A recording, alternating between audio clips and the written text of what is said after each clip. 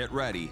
The second annual Night at the Nest auction is set for Thursday, January 29th, 2026. Last year's inaugural event was a night to remember, filled with Falcon pride, heartfelt stories, and incredible support for our student athletes. With auction items ranging from a Patrick Mahomes signed football, Indy 500 ride experience, distillery tours, to sled dog adventures, your generosity brought it all to life.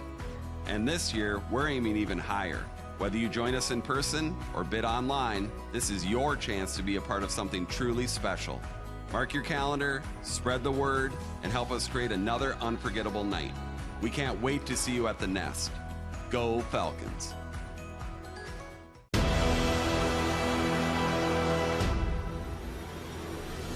I live by a code called the Falcon Way. It says I conduct my life in a first-class manner and with Falcon pride. A true soldier does not fight because of the hatred of the opponent in front of him. He fights for the love of the guys behind him. I'm ready to fight with my brother. I'm ready for game day. I do this because I am a Falcon.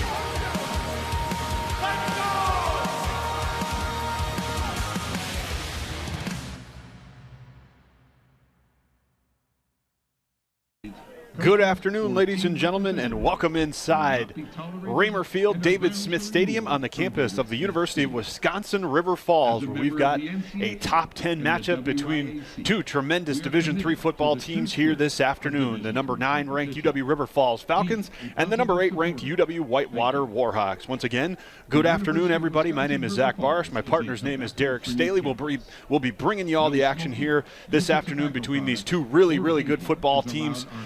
This one is going to potentially decide the playoff fate, conference title hopes, and probably a plethora of other things here this afternoon for both of these programs, Derek. Yeah, marquee matchup in the country that's going to decide a lot of things, as you said, both for the conference and nationally. Both teams have ambitions to make a run at perhaps a national title. Make the playoffs is the first step, and this game will be a big factor in making those playoffs, certainly. Both teams 6-1 overall, 3-1 in conference play coming into this afternoon's contest. Shockingly, River Falls in this series has not won in this matchup against UW-Whitewater since 2001. And a handful of those have been painstakingly close the last handful of years. But River Falls ultimately just trying to get off that schneid, essentially. Yeah, it's shocking considering how many good teams that we've had in the last handful of years here now. And a couple of the games that we've called, partner, that have been close and heartbreaking for the Falcons. Last year's game, just a Donnybrook of a football game. Two defenses that were just going at it all afternoon. 13-7 was the final down at UW-Whitewater. Falcons kind of still at that point in the year employing the 2 QB system, just never found any sort of rhythm offensively that day. Came back to bite them. Whitewater got the better of the Falcons that day. So Falcons trying to avenge that loss here this afternoon against a Whitewater team that's been kind of their normal self, but a little shaky in other areas. Yeah, they're searching for some things still. One thing they're not searching for is defense right now. Right. Their defense is, and I know we'll talk quite a bit about that today, but one of the better defenses that you'll see, good, fast, physical, only allowing, I believe it was 2.6 yards per rush. Which is just outstanding. So it's going to be a little bit of a battle in contrasting styles and a good defense against an elite offense. Kind of that classic, right? Unstoppable force meets immovable object, right? River Falls ranked number 1 in the country in total offense, and the rushing statistics have a lot to do with that. They average 257 rushing yards per game, and that's because of the kind of like the three-headed monster essentially that they've established in the backfield between quarterback Caleb Blaha, running back Trevor Asher, and Jalen Reed. Between those three guys, it's extremely hard, number one, to prepare for, but they're all uniquely suited to do different things well, and that's extremely hard for defenses to prepare for. Yeah, all three of them are unique, and then you mix in a little bit of Ashton Quaddy, right. But like Jalen Reed is obviously the speed guy. He's quick. Caleb is Caleb. He's dynamic. Right. And he can run downhill, he can run you over, but he's also shifty, obviously. And then you have Trevor Asher, who is your downhill back. He's physical, strong. So definitely a tough team to prepare for because they're so dynamic and different. Right. And we'll talk about both sides of the ball for both teams here, really. So when River Falls is on offense, they're going to go against a Whitewater defense where you already alluded to it, Derek. They are very well suited to stop the run, and when you're well suited to stop the run, that puts teams in non-desirable third down situations, and they don't let teams convert at a very high clip. Yeah, that's another battle of good on good. Right. Whitewater defense is very good at getting off the field on third down, and the River Falls offense has been very good so far this year on converting on third and fourth down. And River Falls, as we know, right, Derek, not afraid to go for it on fourth down. If those situations do arise, they're a little over 50% going for it on fourth down this year as well. So this is a team that makes you defend all 4 downs. Yeah, that's been their MO for the last handful, 6, 8, 10 years. Right. They're gonna gamble and they're gonna be aggressive. That's what they're known for. That's their style, and they're gonna go for it on plenty of fourth down. Now, conversely, when Whitewater's on offense, River Falls on defense, Whitewater operates quite a bit differently than River Falls. They don't operate with very much tempo. They want to slow the game down as much as possible, possess the football, and really run it with their star tailback, Brian Stanton. Yeah, they're outstanding tailback. They run the ball. They're very efficient with their run game. 4.8 yards a carry. And they're, like you said, they're going to slow the game down. And that's the style they want to play. And it's going to be another contrasting style of a little bit slower, a little bit faster. I know we'll talk about starting the game fast. Right. That's been the strength of the Whitewater defense is shutting teams out early. I think you said 3 points so far. Whitewater has given up 3 points all year in the first quarter and 16 total points in the first half. Outstanding defense, and River Falls is the team that starts fast on offense. So we'll get to see if River Falls starts fast. It's going to be a key for them, and conversely for that Whitewater defense to start fast on their side. Derek and I are going to take a little bit of a break. We're just messing with some things technically here, so we'll come back right before the national anthem, and we'll bring you a little bit more pregame. This is Falcon football. And our chain crew for today's game includes Jeff Bjork, Carl Galke, Dave Lenahan, Craig Finstad, and Jason Salmon.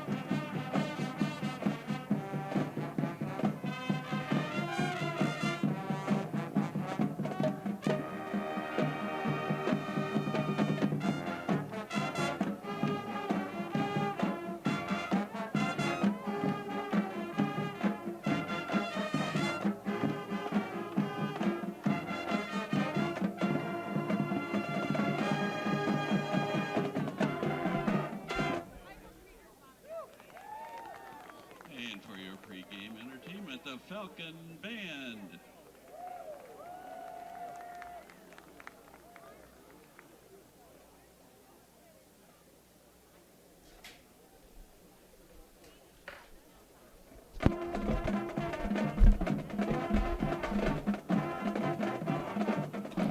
back inside Raymer Field on the campus of UW-River Falls, about 10 minutes away from action between the number 9 ranked Falcons and the number 8 UW-Whitewater Warhawks. I welcome back in Derek Staley alongside myself, Zach Barish, getting ready for some good football action here this afternoon, Derek. Yeah, some good football action, and we're battling a little adversity here with some technology. Sorry about that. There we go. Yep. Maybe. Sorry about that, folks. If you're getting a little feedback from our end. Yeah, it's going to be a little wishy-washy here this afternoon, I think, with technology not on our side so far, but we'll battle through it. As like I said, we're about 10 minutes away from kickoff between these two really good football teams here this afternoon.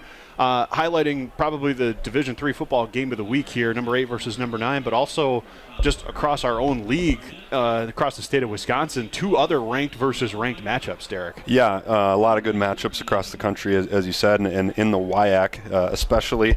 A few that we'll keep an eye on here, lacrosse and stout. That's a big one. I believe that one is down at lacrosse.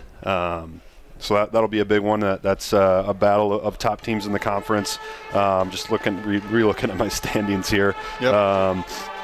But this game, obviously, River Falls and Whitewater both 3-1 in the league, and then lacrosse and stout also 3-1 in the league. And the other game we have that's another big matchup is Platteville against Oshkosh, 2 teams that are 2-2 in the league. Oshkosh, of course, River Falls fell at Oshkosh early in the conference season, which is a big one for us. But yeah, a bunch of 3-1 teams going at it today. It's going to be a fun day in WIAC football. 4 teams at 3-1 going into today. There was 6 teams at 2-1 going into last weekend's action. I couldn't tell you the last time this deep into the season where there was a 6-way tie for first place across the league. We always talk about how deep it is, but there truly is 6 teams that can kind of nip each other off from week to week. Yeah, absolutely. Those every single week you're going to have a good matchup with those top 6 teams. Another great day today. Yeah, I'm just excited to see another great football matchup. A couple of things that we've talked about on the line here this afternoon. First place supremacy among these 2 clubs. Winner gets to stay in first place. Loser bumps down kind of that second tier with a couple of games to go here this afternoon. But a number of other things on the line. 1 more rushing touchdown for Caleb Blaha, and he's the school's all-time leader in scoring.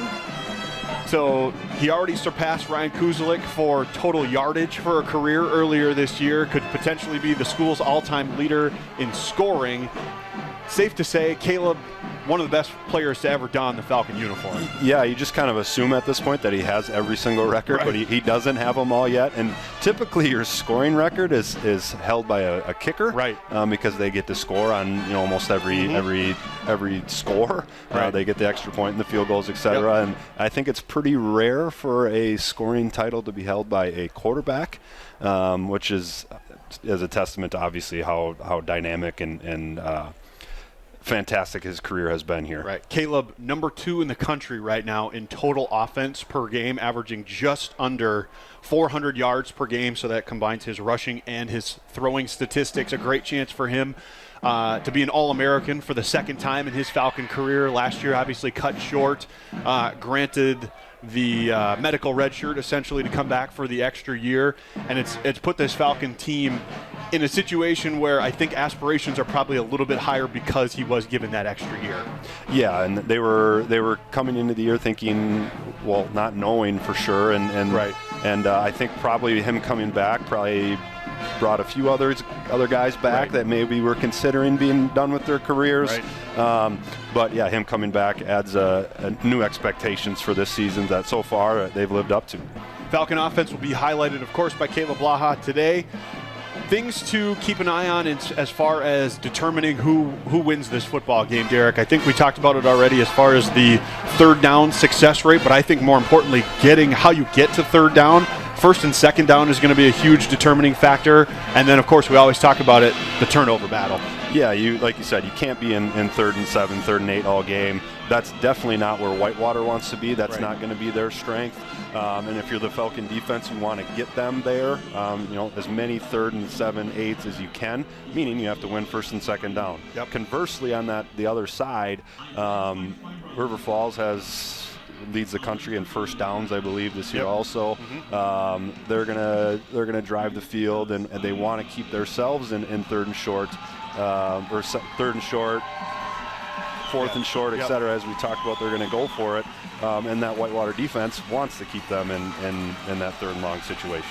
And I think the other one huge X factor for determining the outcome here this afternoon is River Falls takes the field.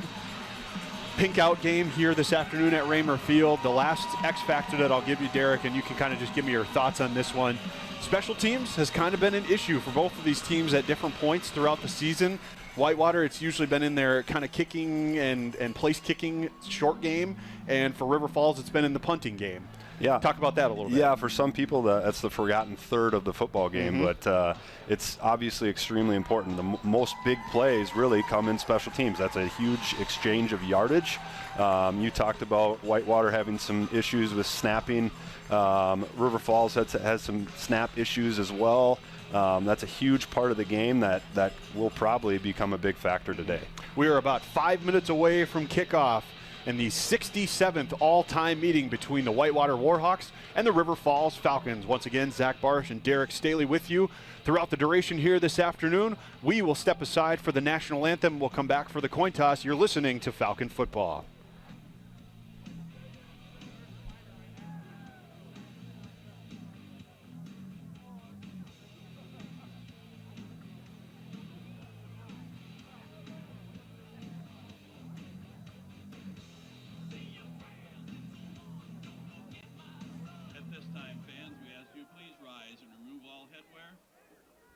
In our national anthem. The national anthem led today by the UW-RF Marching Falcons under the direction of Dr. Tom Barnett.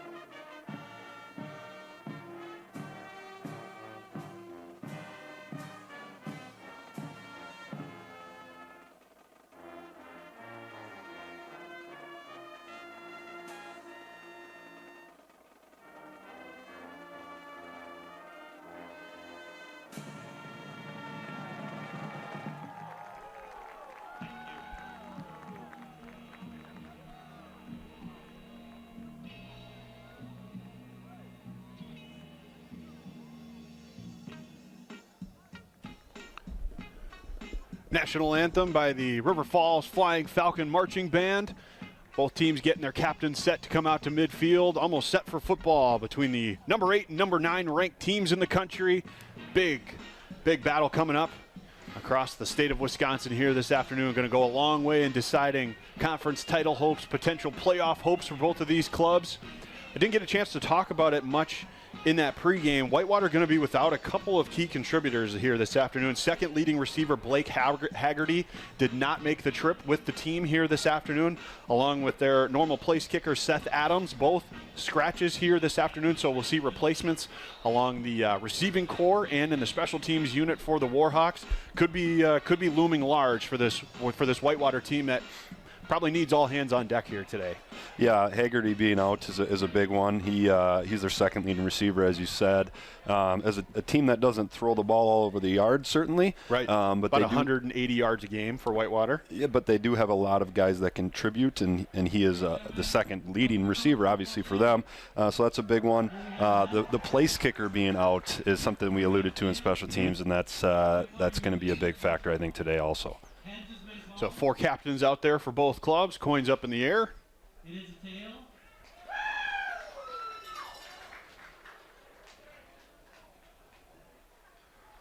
Referee this afternoon is Jared Letter. River Falls has won the toss. They've elected to receive. So Falcons will get the football first to start the contest, and they will be moving north to south with the wind at their back here in this first quarter. I mentioned Jared Letter being our referee. Our umpire this afternoon is Ryan Townsend. The head line judge is Cole Tappy. Line judge is Dean Kockelman. Field judge Stephanie LaHaye. Back judge is Payush Renade. And the side judge is Chuck Morning. Falcons will be in their black jerseys with the white helmets, white pants, red and black trim down the sides. We'll see a smattering of pink here this afternoon. Mentioned it was Breast Cancer Awareness Day on campus. So a number of the Falcons and the student section and the fans here this afternoon dressed up in pink, supporting breast cancer awareness. Whitewater, purple helmets, white tops, purple numbers, and purple pants on that far sideline. Yeah, we saw something interesting there actually in the coin toss as River Falls elected to take the football, which is in modern analytical football, I guess, that you usually pick it to defer if you win the toss. Yep. Because you do want, there's a little confusion on what end is people are kicking. Yeah. Both teams got that wrong, but you usually pick to defer so you can get the first possession in the second half. River Falls elects to get their offense out there right away and maybe to make a statement. And we will see the backup place kicker, number 35, Dylan Tackett, the freshman from Mentor, Ohio, teeing up the football for Whitewater to get us underway from River Falls, Wisconsin. 2 top 10 teams, Falcons number 9, Warhawks number 8, both 6-1 in first place in the conference. Tackett's got it teed up. Dangerous return man Jalen Reed back deep to receive for River Falls. Tackett's kick is end over end. It's a high kick, and it's going to be taken right around the 10-yard line. No fair catch. Reed's going to return. Got a little bit of space across the 20, and he is tripped up right near the 26-yard line, and that's where All-American quarterback Caleb Blaha and this offense will start their day. Very important to just get that first down. Both a fast-starting offense and a fast-starting defense, and just get the first down and then go from there. Coach Walker likes to mix up the skill position guys that he starts with, doesn't necessarily roll with what the depth chart would tell you. It looks like Asher, Rohrer, Hilton, and Reifenberger out there with Blaha in an empty set. Caleb going to throw on first down. Pressure right away, and he's taken down. Huge sack for Whitewater to start the football game. Noah Morris, the senior defensive lineman, first one to stick his nose in there, and a 10-yard loss to open things up today. Big start for the Warhawk defense. They brought a little bit of pressure there and it got home, kept Caleb in the pocket. See Adam Johnstone come into the game. Blaha throwing, second down. Got Rohrer, a lot of space over the middle, and quickly answered by River Falls. A first down across the 40-yard line. Yeah, Warhawks checked to some cover 0 there, meaning Blake was just one-on-one on the far side, and Falcons took advantage. He wins a lot of those. Asher next to Blaha in the backfield. Tempo offense for the Falcons. Going to throw 3 straight to start the day. Outside to Austin Rush, crossing the 45 near midfield. Taken down. Nice open field tackle by Ethan Ramirez. But River Falls gets 8 on first down. Went to a little bit of a softer zone there, and Austin Rush feasts on that kind of thing. Caleb 2 of 3 to start the day. Second and short. Going to throw again. Rolls out to his left. Over the middle. Looking for Weslowski. It's incomplete. Good coverage underneath by Paul Kim, the defensive back who had the coverage. It'll be 3rd and short. One of the most difficult routes to cover is that deep crosser, and he did a really nice job there covering that one. Even on the incompletion, River Falls right back to the line of scrimmage. Empty set for Blaha. 3rd and 2, trying to get to the Warhawk 48. Clap of the hands, and now they'll look to the sideline. Typically, you're looking quarterback run game here a lot of times with River Falls. 4-down lineman for Whitewater. Good call, partner. Caleb off the left side, makes a man miss. Got the first down into Warhawk territory. Sticks his head down to finish the run. Move those sticks. And you get to see why they convert so many of those. Quarterback run game means you get to have an extra guy blocking for the quarterback who can run, and it just results in a lot of extra first downs. Good sight to see Adam Johnstone in the football game. He's missed a handful of weeks. Kemple, we'll see him at that tight end spot today too. They swing it out to Asher, cuts it up after that block wasn't there from Johnstone, so the Falcons will actually lose a couple yards on first down here. Tackle made by Karsten Libby, one of the leading tacklers on this Warhawk defense. Very nice job setting the edge and running through that Johnstone block from him. That was a big-time play. 2nd and 12 from the Whitewater 47. Asher to the left of Caleb. Fake the handoff, straight drop. Throws back over the middle of the field. A little too far out in front of the intended Blake Rohrer. It becomes 3rd and 12. That might have got away with a little bit of a hold there from the defensive back, but nothing too egregious. Decent throw. I think Blake saw the safety coming in and slowed up a bit. 3rd and 12. Empty set again for Blaha. Going to throw, no surprise. Got to get away from pressure. Fires off to his right. A lot of contact early, no flag, and it's incomplete. It'll be 4th down and 12. We mentioned how much River Falls likes to go for it on 4th down, but not usually from 12 yards away. Yeah, you're not going to go for too many 4th down and 12s early in the game, but definitely saw the contact get there early. I think that was at least obvious to me, but the refs saw it a different way. I thought so as well. So we'll see freshman punter Jeffrey Freund on for the first time here this afternoon, punting with the wind. Not a ton of wind, but the wind that there is will be at his back. Gets it away. Nice spiraling punt. Looks like he put actually a little too much under it, and it's going to go into the end zone for a touchback. Yep. So only about 25 yards of field position gained, but at least it was clean. Yeah, that was Whitewater brought some pressure, certainly. I think he probably rushed his process a little bit there because of the pressure, but did get it off clean and lived to fight another day here. Whitewater, their first possession of the afternoon with 12:29 here in this first quarter, operating from their own 20-yard line. Sophomore quarterback Justin Klinkner from Two Rivers, Wisconsin, leads his team onto the field. They want to be, we talked about it in the pregame, super run heavy. They rely a lot on Brian Stanton, their junior tailback. He gets it on first down, nothing doing, stacked up right at the line of scrimmage, no gain. Great read there by Gage Tim. He was in the backfield, almost got the handoff there. Tim, the leading tackler of this Falcon defense, coming in with about 50 total tackles on the season, about 18 more than the next leading guy. 2nd down and 10. Whitewater in a 3-receiver set.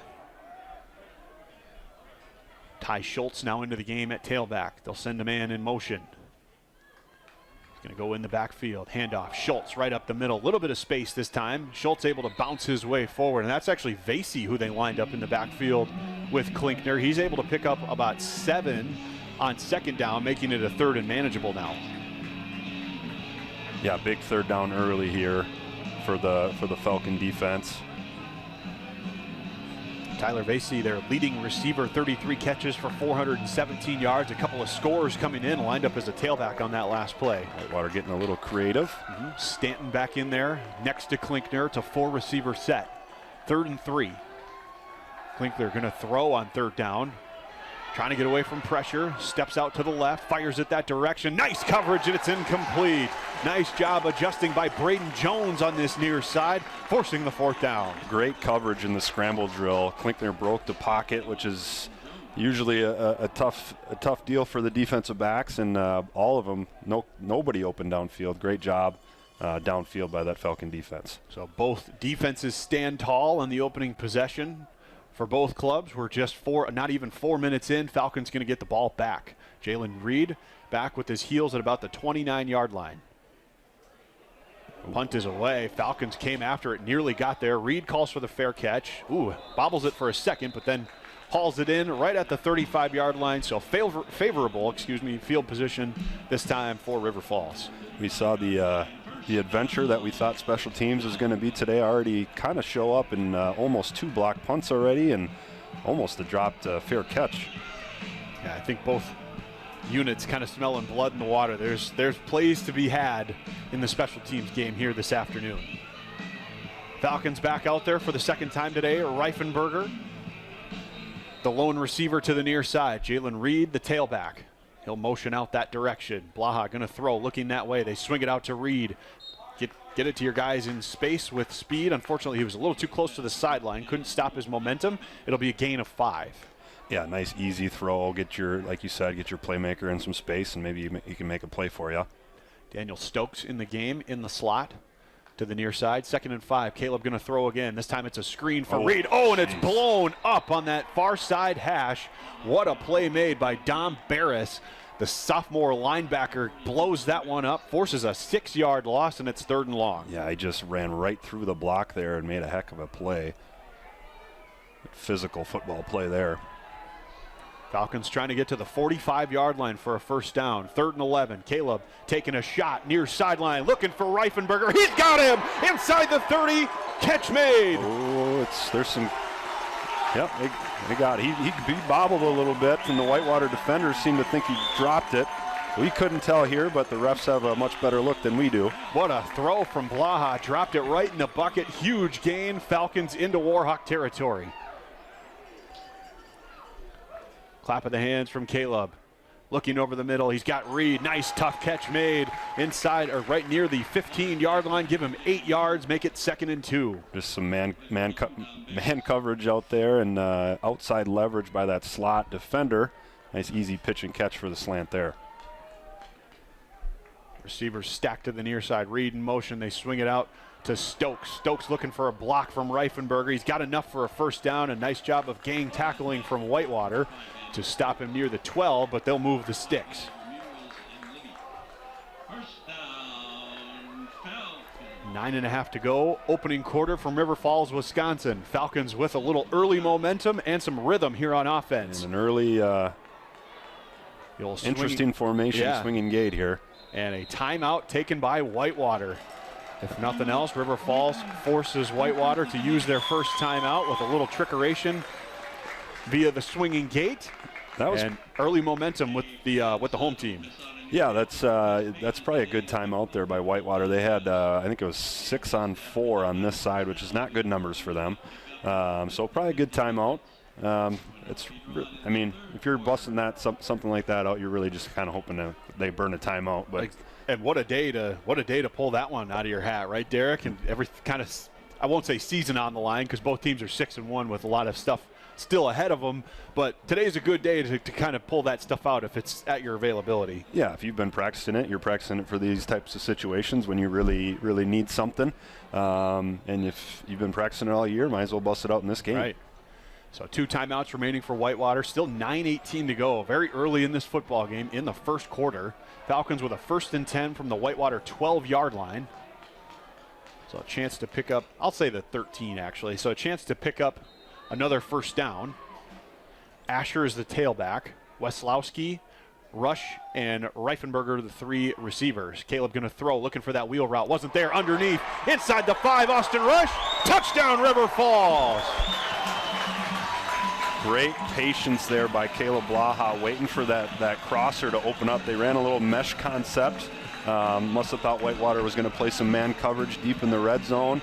Had to be very patient, waiting for Austin Rush to get all the way across the formation. Great pitch and catch for a touchdown. The 4th receiving touchdown of the year for Austin Rush. And the 17th passing touchdown for Caleb Blaha. Justin Shebrel, the school's all-time leader and made extra points, on for this one. Snap from Betelov, hold from Bernard, kick is up, and it is good. 9:11 to go in the first quarter. River Falls on top of the Warhawks by a score of 7-0. And the first touchdown that the Warhawk defense has given up in the first quarter, big time for the Falcons to capitalize there. Good point, Derek. Whitewater only gave up 3 points in the first quarter all year leading into today. Only 16 points total in the first half of football games. So huge piece of momentum early on for this Falcon offense. But as I said, we got a long way to go here this afternoon. Yeah, definitely a long way to go, and we're going to see a good game and 2 great football teams. And interesting things we saw from Whitewater there. They played a decent amount of man coverage, which the Falcons would love to see that all game. I think Probably trying to get another guy in the box for the quarterback run game to try to match those numbers. And if you do that, you're going to see some man coverage at times, and the Falcons took advantage there. Yep, 100%. So Chevrolet's got it teed up from his own 35, kicking north to south. A couple of return men back deep for Whitewater. Tyler Vasey, their leading receiver, and backup receiver Christian Crump back there, both at about the 5-yard line. Chevrolet's kick is end over end. It's kind of a short one. Going to be taken by Vasey at about the 8-yard line, far sideline. Little bit of space, had a crease, and a nice tackle made near the 30-yard line, brought down by Diego Schmidt, one of the backup running backs for River Falls. Looked like Vasey had some room there if he could have scooted that first tackle. Yeah, I was a little nervous there. There was a pretty good hole there, but good job in the end there by shutting that down. So Whitewater will begin from their own 31-yard line. Sophomore quarterback Justin Klinkner back out there. Stanton will be the tailback to open the drive. Stanton coming in, averaging almost 8 yards a carry, 602 rushing yards on 77 carries, and a handful of touchdowns for Whitewater. Klinkner to throw on first down, threw it behind Crump, makes the catch at about the 34, but he's brought down right away. Susner able to come up from his safety spot, stop that for just a 3-yard pickup. Yeah, just a pretty good job getting an easy throw for your quarterback early in the game. Try to get him in a little bit of rhythm, and now I'd expect to see a steady dose of the run game here for maybe the next 2 downs. Trying to get to the Falcon 41-yard line. This will be a 3-receiver set this time for the Warhawks. Stanton still the tailback. Falcons with 4 down linemen. Clap of the hands. Klinkner again to throw. 2nd and 7. Some pressure. Gets away. Got away from Jones. Catch made, but it's going to be a very minimal gain of about a yard or 2. Though. He's not. And we do have an injured Falcon on the play as well. So just a 2-yard pickup that time for Noah Battle, who's one of the backup tailbacks for this Whitewater team. It's going to be 3rd and 5, and they immediately tend to that injured Falcon, who's already up on his feet. That was Trent Cherry. There we go. I was looking for a number. I couldn't quite catch it. So one of the starting DBs, Trent Cherry, who's had a really nice last handful of games. The junior from Wimauma, Florida. We've seen this Falcon defense, especially the secondary, get better and better as the season's gone on. You and I expressed some concerns that we saw early in the season in some games where River Falls, particularly the Alma and the Co-College game, where there were some big plays to be had against this Falcon secondary, and they've really shut that down as soon as conference play started. Yeah, it was a lot of inexperience on the back end. If you lose a lot of 3- and 4-year starters like the Falcons did, you have a bunch of guys that don't have experience. And the only way to get better is to get some experience, and they've done a nice job, and good to see him kind of jogging off the field there. Mm-hmm. Yeah, Trent gets up under his own power. Going to come to the sideline with the help of a couple of trainers and head coach Matt Walker. Looks like he's sharing a smile with him, so hopefully we'll see him back in the game at some point here. Big 3rd down here for Whitewater. 3rd and 5, trying to get to the Falcon 41-yard line on their 2nd possession of the game. Looks like maybe some man coverage all across the board there. Basically going to be one-on-one on that far sideline. Checked out of it, looks like. Klinkner from the pistol. Straight drop, going to throw, looking over the middle. Pressure comes, rolls to the right, space. Pointing out some directions. Not going to get to the marker. He's going to be short as he tried to scramble for it. I think it was Nussbaum that came up and hit him. Stopped him about 1.5 yards shy, and Whitewater's going to bring on the punt team. Big time tackle. Nussbaum or Gage Tim, I couldn't quite tell, but big time tackle against a pretty big and strong quarterback. So about 1.5 yards, maybe even a full 2 yards here. We'll see Dylan Tackett on for the 2nd time today to try to punt this away. Looks like they're going to come after it again. Good snap.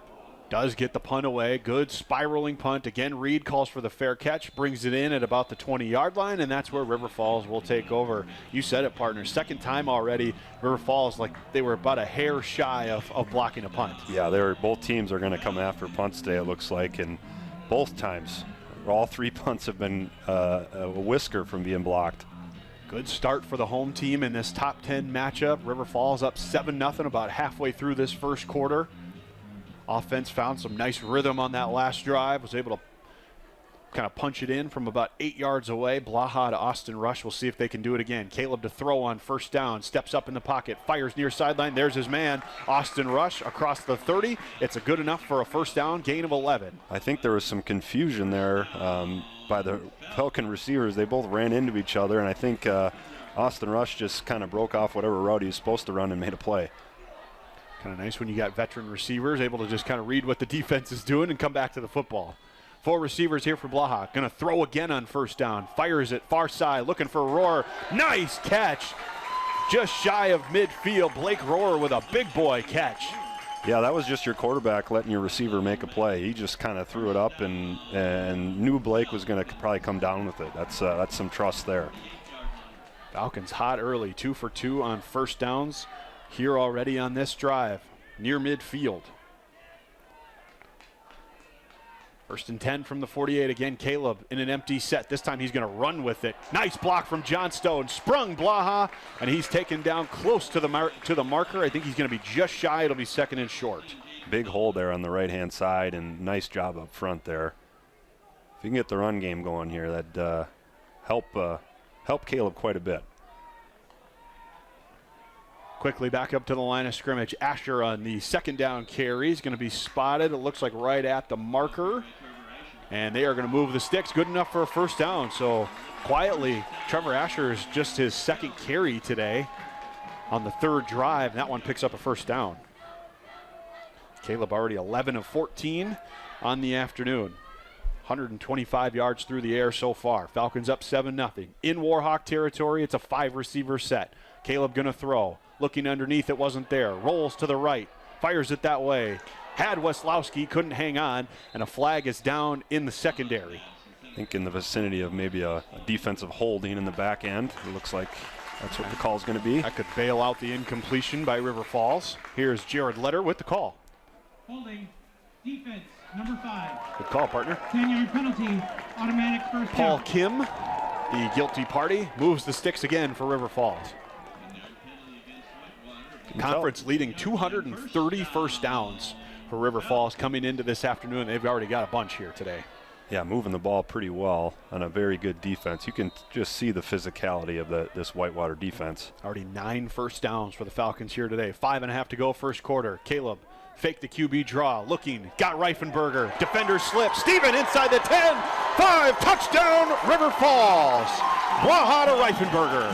What a play. You could just see the patience of Caleb faking the quarterback draw, and he just had to wait and wait and wait for his receiver to come open, and what a throw, what a play design there by offensive coordinator Joe Matheson. 5th receiving touchdown of the season for Steven Reifenberger. 2nd passing touchdown of the day for Caleb Blaha. He's now up to 18 on the year, and Chevrolet on for another extra point.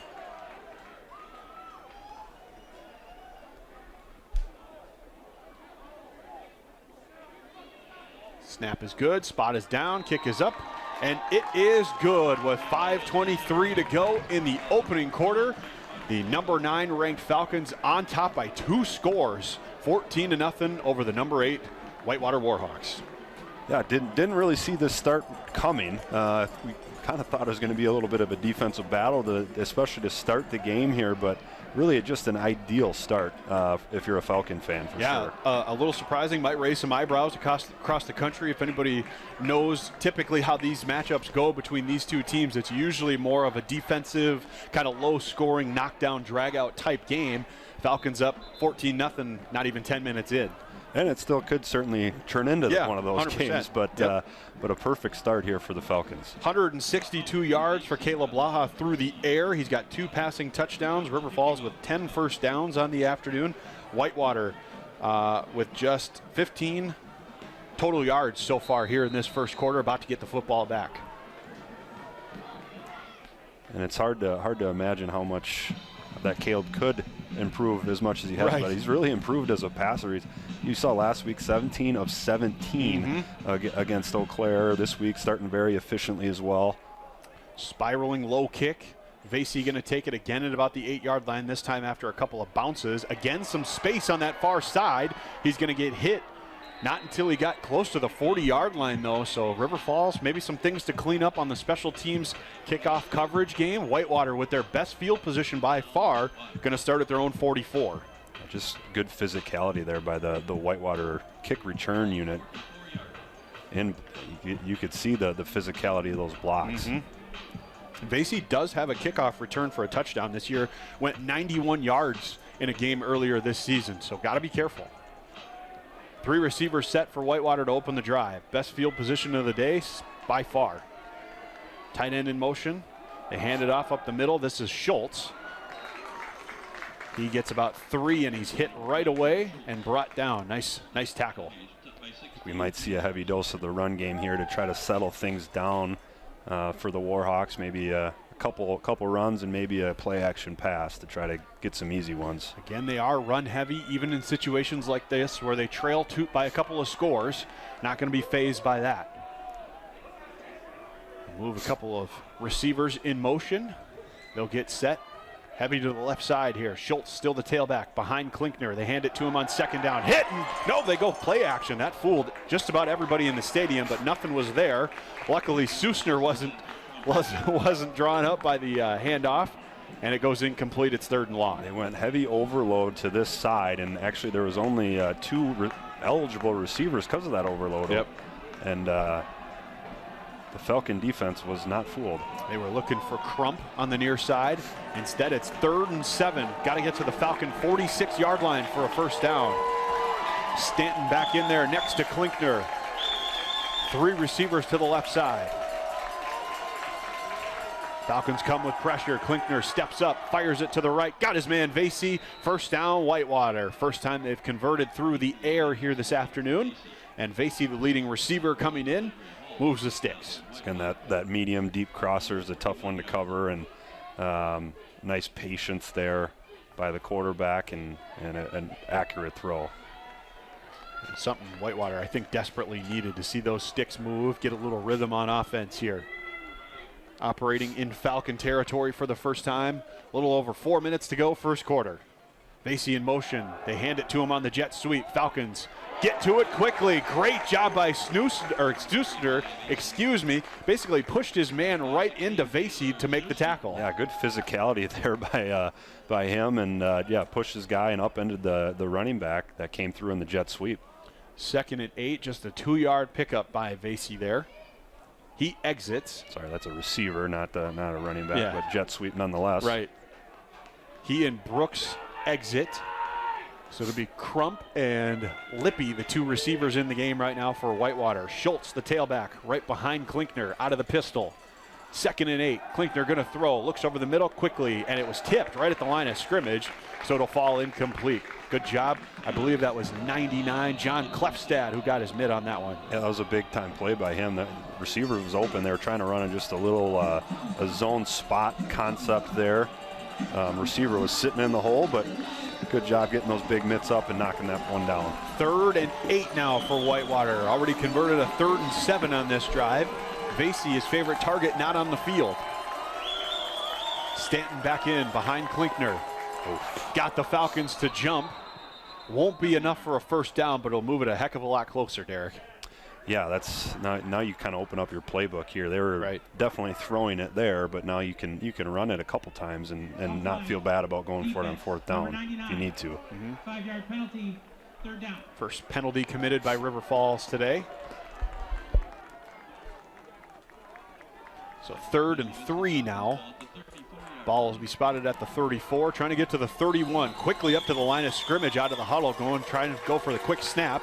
Handoff, Stanton, nope, Klinkner keeps it off the left side. Bulldozes his way inside the 30 and enough for a first down. You can see Klinkner's physicality there. He's a big guy, big, strong guy. 2-time state wrestling champ also. So he's got some physicality and knows how to use it. And understands leverage too. Yes. So 1st and 10 from the Falcon 28. Best drive of the day by far for Whitewater. We're inside of 3 minutes to go here in this first quarter. Again, out of the pistol. Clap of the hands from Klinkner. Going to throw. Rolls to the left. Got his man. Nice job by River Falls. Sniffed it out right away. Gage Tim met him as soon as he caught it. No gain. That was a tricky little screen play because I don't think Crump was actually an eligible receiver there. But if you give it to him behind the line of scrimmage, you can do that. That was a interesting design play and even better defense there by the Falcons. So 2nd and 10 after no gain. Schultz behind Klinkner. Lippy and Brooks, the 2 receivers. They'll motion Schultz, Klinkner, quarterback draw right up the middle. Nothing there. Maybe a yard on the play as he's stacked up. Some extracurriculars going on. Levi Bolstead sticking his nose in there. It's 3rd and long. Whitewater really likes these overload formations where they kind of manipulate the line of scrimmage and have a slot receiver that's not eligible, meaning he's covered up by another receiver. Trying to play games with the leverage of that Falcon defense, and the Falcons are doing a nice job so far. Just did it on 3rd and long. Be wary of the hard count. 3rd down and 9, 3 receivers set. Stanton next to Klinkner in the backfield. Clap of the hands. Nobody moved. 5 on the play clock. Here it is. 3rd and 9. Klinkner fires over the middle, hits the back of a defender, looking for Crump, and it's incomplete. 4th and long. And I don't know if they're going to try a long field goal or punt it here. Kick would be into the wind with what little wind there is today, maybe 5 miles an hour. Long field goal. We saw him make a few of these in warm-ups, but into the wind, this is going to be a tough task. By the way, this is actually the backup place kicker, Hunter Liska, and it looks like it's going to be about a 44-yard field goal attempt. Keep an eye on the snap here. Snap is down, kick is up, and it is no good. He missed it wide to the left, so the Falcons defense bends, but it does not break. They get the football back. Great job by the Falcon defense of, like you said, bend but don't break, and really doing a nice job with those overload formations and the manipulation that the Warhawks are trying to do. Clearly very well prepared this week for that sort of thing. Best drive of the day for Whitewater's offense comes up empty. 14-0 River Falls leads, 1:07 to go first quarter. They get the football back starting from their own 26-yard line. Hilton goes in motion across the formation. Caleb rolls that way, looking towards Hilton. Nothing there, back to his right. Going to try to make something happen. Dodges the first man, but there to clean it up for Whitewater was Braden Barrett, the 6'3" senior defensive lineman, holding Caleb to a 2-yard loss. Looking to get Hilton on a little pick route, or they look like they're actually blocking downfield. 2nd and 12. Reed, the tailback, next to Caleb.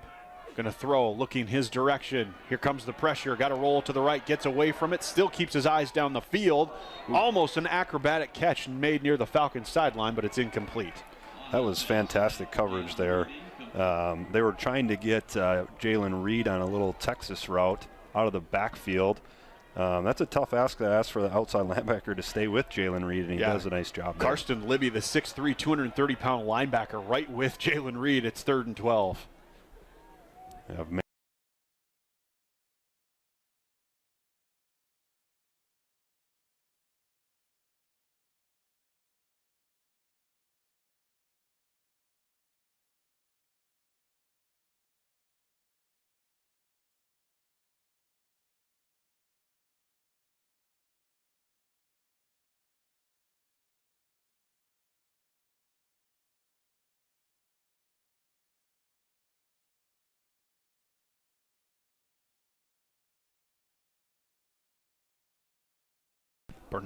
Freund's punt, nice spiraling punt with the wind all the way back inside the 25 with some space, however, and a great tackle made right in the middle of the field by Ben Weslowski, who was down covering the punt. Great kick from Freund, but again, River Falls kind of playing a dangerous game covering those kicks. Yeah, the coverage game has been questionable here for River Falls, and yeah, that was, if Weslowski doesn't make that tackle, he's got a lot of space, so big time play by him.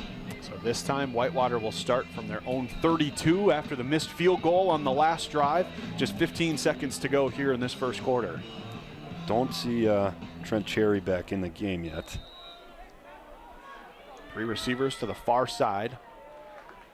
Right outside that far side hash. Klinkner, keeper on first down. Not much there, about 3 yards. in a cloud of dust, and that's probably going to be the last play of this first quarter. River Falls, again, great job on first down. We'll take a break. Derek will bring us some sponsors, and we'll come back for the second quarter. That is the end of the first quarter. All right, the Falcon Athletics would like to thank the following sponsors: Dunkin' Donuts, First National Bank of River Falls, Junior's Restaurant and Tap House, Quick Trip, Leach Insurance, River Falls Golf Club, and Klein Nissan.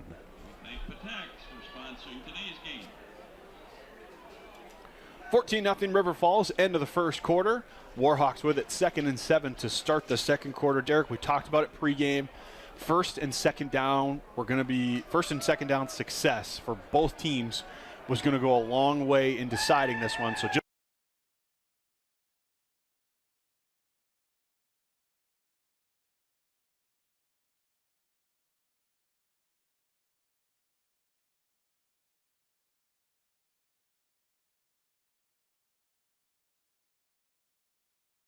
so far, which is going to be a big key. But the big key for the Falcons has been just a quick passing game, couple big plays.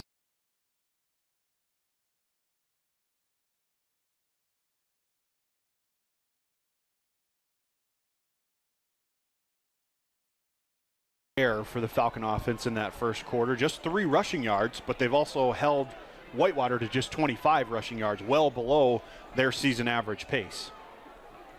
So 2nd and 7, trying to get to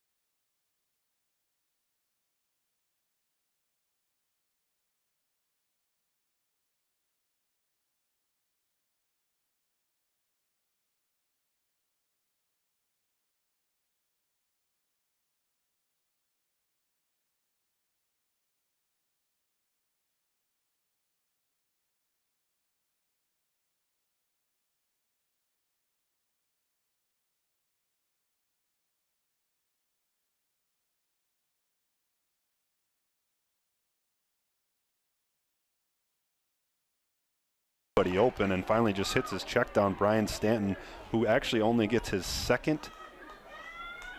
touch of the football today. He's got 1 carry and I think 1 catch now. Or actually, that's his 2nd catch for a total of 3 yards probably.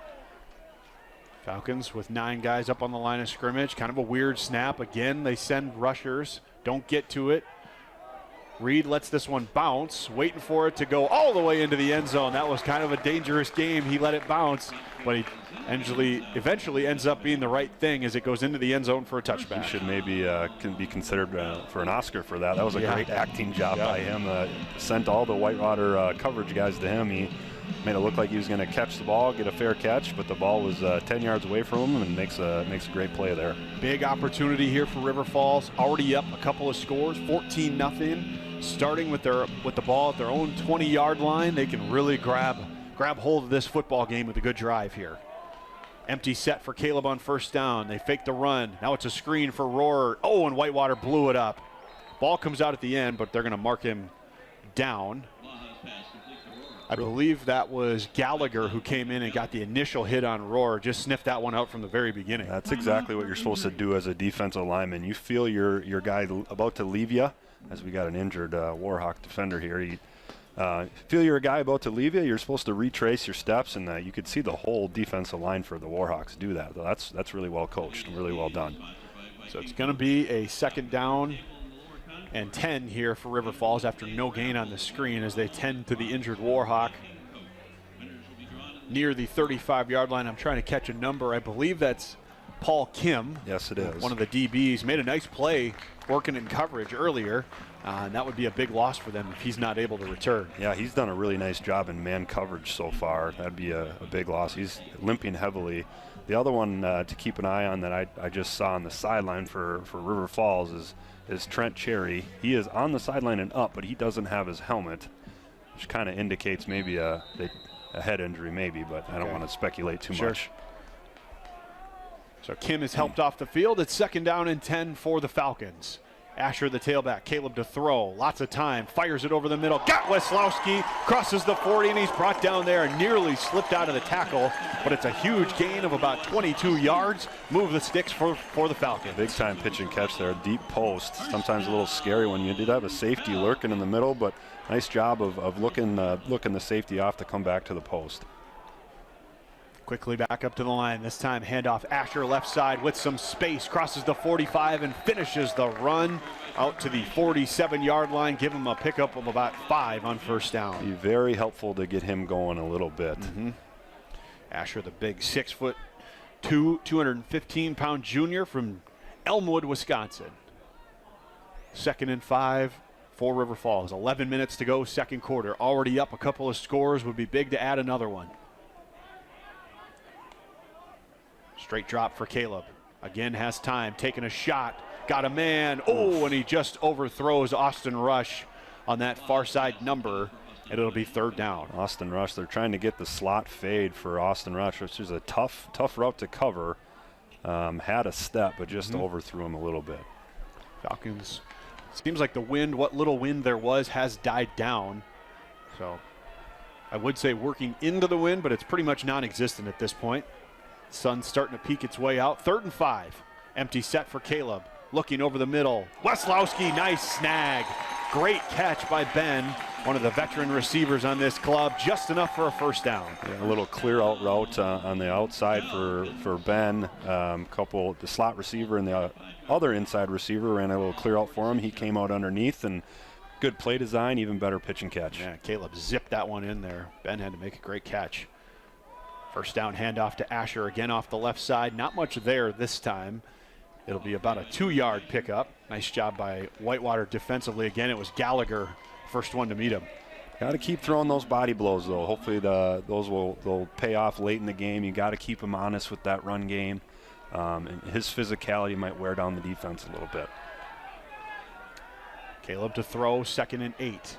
Got to step up, get away from the pressure. Here it comes, crosses the 45, and that was just pure athleticism by Caleb Blaha to pick up a 3 or 4 yards on the scramble. Yeah, I thought he was dead to rights there in the backfield, but yeah, just using his athletic ability. Whitewater is in right there to maybe make the tackle, but just slips away. So it makes it a 3rd down and 4. This is probably 4 down territory here. Trying to get to Whitewater's 36. Quarterback draw off the right side. Waited patiently for the blocks to develop, just never did. Whitewater did a nice job standing up the offensive lineman.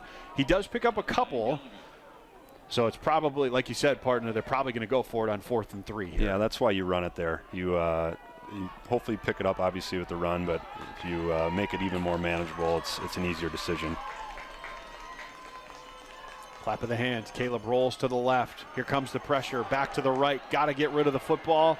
Whitewater bearing down, and Caleb just throws it away on 4th down. It'll be a turnover on downs, but he didn't throw it to a defender. Right. Really good coverage downfield by Whitewater there, and just looking for a little snag route underneath, it looked like, and tried to scramble outside the pocket, but very good job of keeping him contained, and ultimately ends up being a good decision by Caleb, but big stand for that Whitewater defense. Yeah, huge thing for Whitewater not to give up any points on that drive, trailing 14-0. 9:18 to go now here, first half from River Falls, Wisconsin. Top 10 battle between two really good football teams, both 6-1 coming in, 3-1. Tied it for first place in the conference. Vasey in motion on first down. Klinkner swings it out to him, crosses the 40, hit hard across the 45. A little shove at the end on the 7 or 8 yard pickup. It'll be 2nd and short. It's the second time they've had some success on that motion across the field and just a little quick out route. Falcons are struggling with that one a little bit so far. Easy pitch and catch for the quarterback. Whitewater 2nd and short from the 46-yard line. 2 receiver set. Stanton behind Klinkner. They fake the handoff. Now they'll throw it. Little RPO game, and it's incomplete. Just a little too far out in front of Vasey that time. It's 3rd down. Well, if you're a Whitewater fan, you're thinking it hit his hands. Maybe you should catch that, but not an easy catch, certainly. And typically sure-handed Tyler Vasey couldn't come up with it. Falcons make a couple of subs along the D-line. Looks to be a quick snap situation for Whitewater. Quickly up to the line of scrimmage. Pistol formation, handoff. Nope, Klinkner's going to keep it. Try to bulldoze his way, and I think he's got enough for a 1st down. They do move the sticks. So just the 2nd 3rd down conversion for Whitewater here today. Just their 4th 1st down, and it will be spotted at the 49. The battle up front so far has been won by that Falcon defensive line.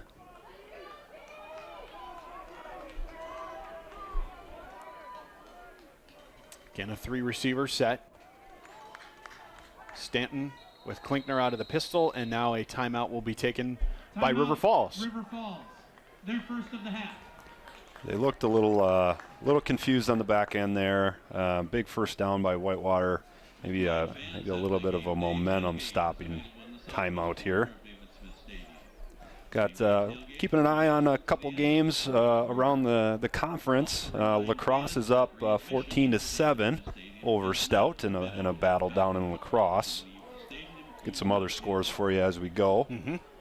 8:16 to go, first half in this one. Falcons jumped on Whitewater early. Both teams exchanged punts on their first drives of the game, but then River Falls on consecutive series just marched right down the field. A couple of big plays from Austin Rush and Steven Reifenberger, and some really big throws from Caleb Blaha, the difference so far. Yeah, it's kind of started off with a little bit of a slow start, then River Falls takes advantage of man coverage a few times there, and now it's back to the game we kind of thought it was going to be. It's a battle, a black and blue bruising game up front here in the 2nd quarter so far. Yeah, and Whitewater will not go awry from their game plan. Even down 14-0, they will stick with the run game and trust that their game plan will come to fruition.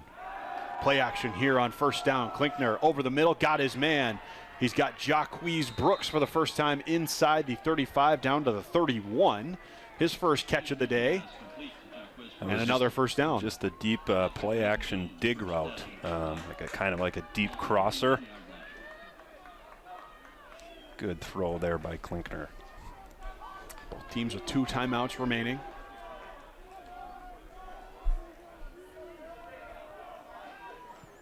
Couple of tight ends in motion. Fritz to the left side of the formation.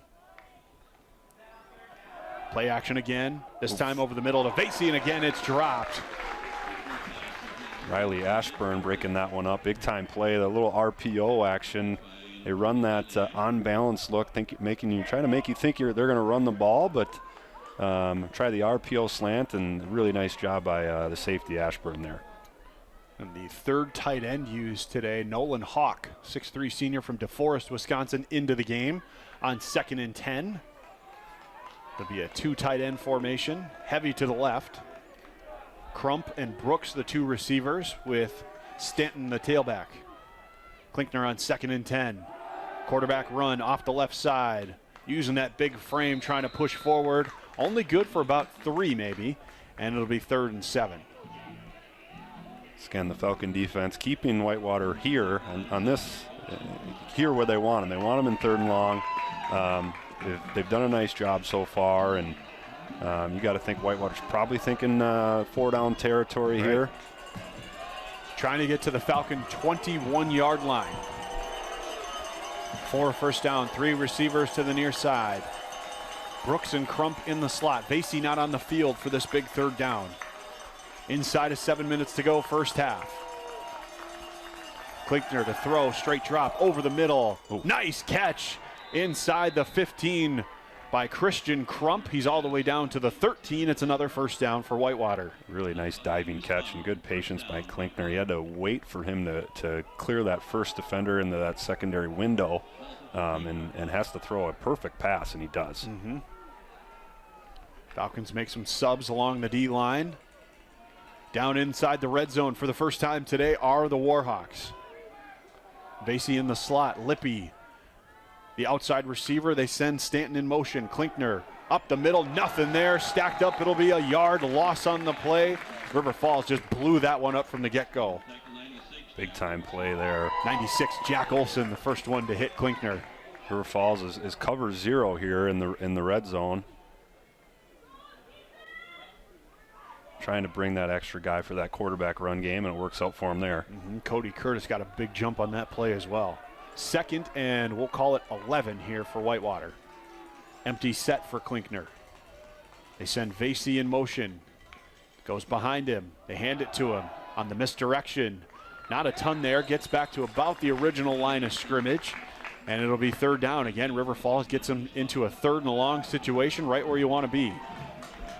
Whitewater's just doing a nice job on these 3rd downs on this drive. Yeah, it's been the difference here. They 3rd and long, but they're converting here.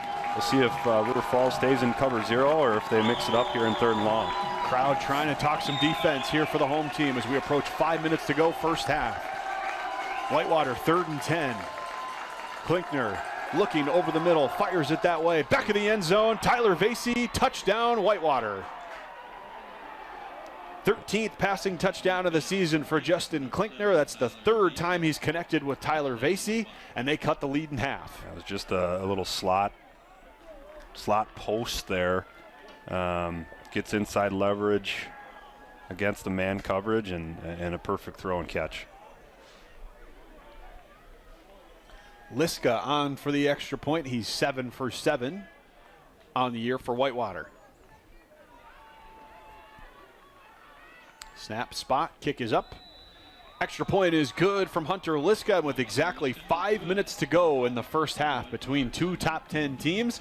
14-7 now, River Falls on top, and about to get the football back before halftime. Well, something to think about here is that the Falcons did elect to receive instead of defer, so Whitewater is going to get the ball out of halftime. So this is an extremely important drive here for the Falcons, obviously to score, which would be what they want.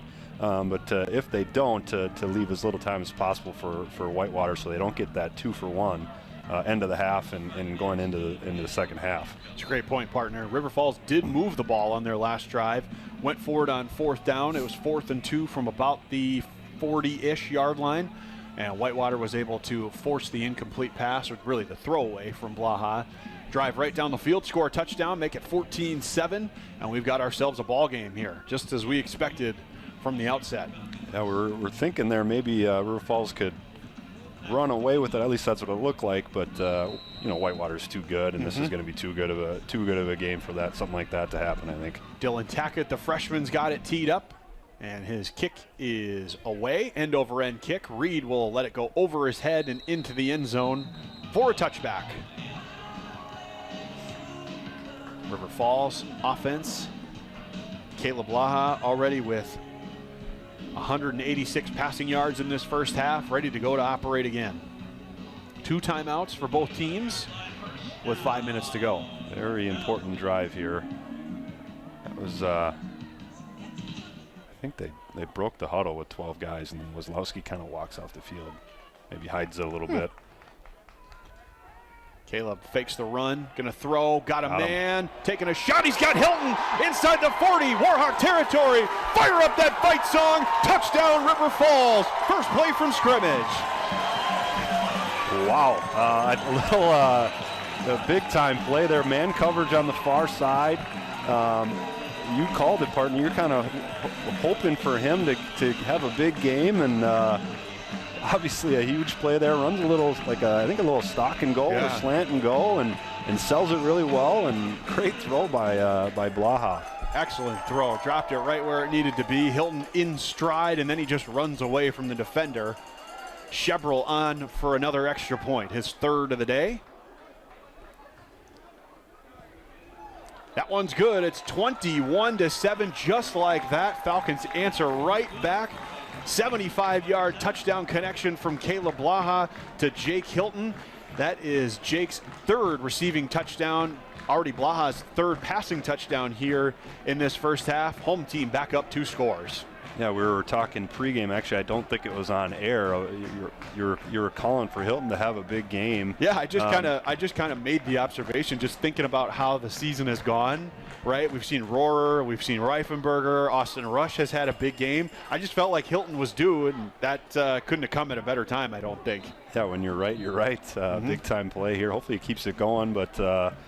A big time for this Falcon or kickoff unit, who's had some struggles so far today, to get pin the Warhawks deep, and let's get out of this first half with a 2-score lead. So 21-7 now. Couple of men back deep to receive. Again, it'll be Crump and Vasey. Shebrel's got it teed up, kicking south to north now.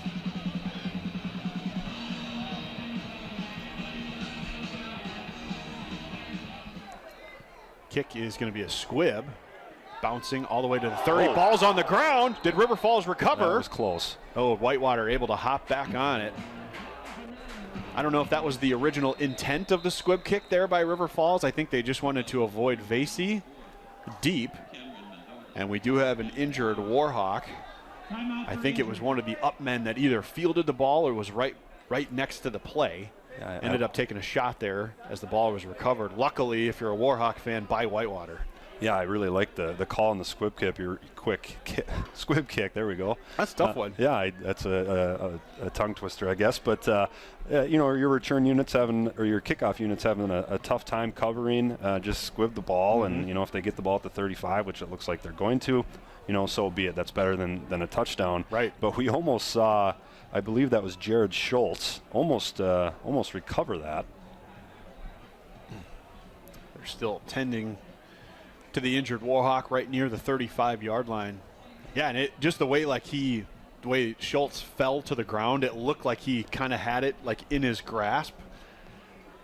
Nice. So it faked me out, but it certainly did. Nice aggressive play by him too. That's a freshman from northern Wisconsin, Gordon, Wisconsin, Northwood High School. We've seen a couple of things dangerously close to a big play for both of these teams in special teams. Both sides have been really close to blocking a punt.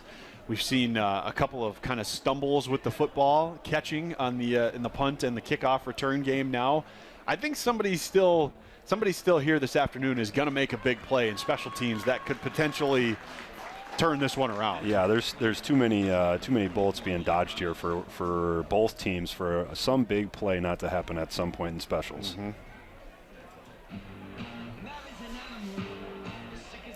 So after all that, Whitewater will start from their own 35-yard line. They trail at 21-7, 4:45 on the game clock, first half. They still do have a couple of timeouts in their pocket. Let's see if we get Brian Stanton involved here. He has not had very many carries, only a couple catches for their lead back.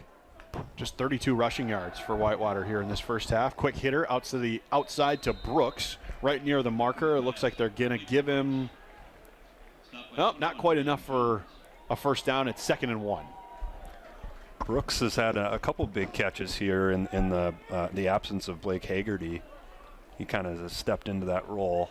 made a couple big catches for him. Yeah, I mentioned it from the outset, but Whitewater without their second leading receiver, Blake Haggerty, came in, 19 catches for 274. So a big piece of their offense missing here today. Second and short, Crump goes in motion. They fake the handoff to Stanton. Oh, and that screen was blown up on that far sideline. Didn't catch a number. That's it's kind of hard to see. Braden Jones potentially on that far sideline. Yeah, that was Braden Jones. Got underneath the block, and they're going to actually say it was behind the line of scrimmage. The throw was backwards, so that's a fumble that went out of bounds. So it goes from 2nd and 1 to now 3rd and 4. Yeah, that was definitely a backwards pass and a big-time play. You've seen Whitewater try a lot of screens and just perimeter throws, try to make easy throws, but the Falcons have done a really nice job of sniffing those out. So 3rd and 4 from their own 46-yard line, and timeout taken by Whitewater. They can feel the pressure of how big this 3rd down attempt is going to be as we near the end of this first half, Derek, and they want to talk this one over. Yeah, this is a big play. If they get a conversion here, they really obviously want to get a score and get that 2-for-1 coming out of half. But you got to get your best play out there. Yep. So obviously they don't want to call timeout with the clock stopped in this situation, but also you have to, if you don't like your play, you got to get into your best play. Mm-hmm. And Falcons likewise, an opportunity for them to talk things over, what kind of pressure they potentially want to bring on this 3rd down. I would say the entire playbook probably open here for Whitewater on a 3rd and 4. Number of different things you can do. Yeah, they've had a little success with the quarterback run game, so that might be something that you could consider. Yep. Another one that they've gotten open every time is just the motion across the field and just throwing the out route to the motion guy. Mm-hmm. So they'll come out in a 3-receiver set, 2 to the near side. Vasey on the numbers. 3rd and 4. Trying to get to the 45-yard line. Klinkner, quick throw over the middle. Crump, and it's incomplete. Had it in his hands, and it's knocked away right at the last second by Andre Hall. Whitewater forced to punt. Falcons up 2 scores. That's the other one that they've gotten so far today, is that slant from that slot receiver, and the Falcons knew that was coming. Really nice play there by Andre Hall. And again, Falcons going to put 9 guys up at the line of scrimmage. Try to come after this punt from Tackett. Clean snap. Kick is away. Nice clean exchange. Quick punt. Reed Fields from the 17 calls for a fair catch, and that's where River Falls will start. Already up 21-7. Had a 75-yard touchdown on their last drive. Plenty of time for this offense to operate with 3:39. Yeah, 2 timeouts, plenty of time, 3:39 left.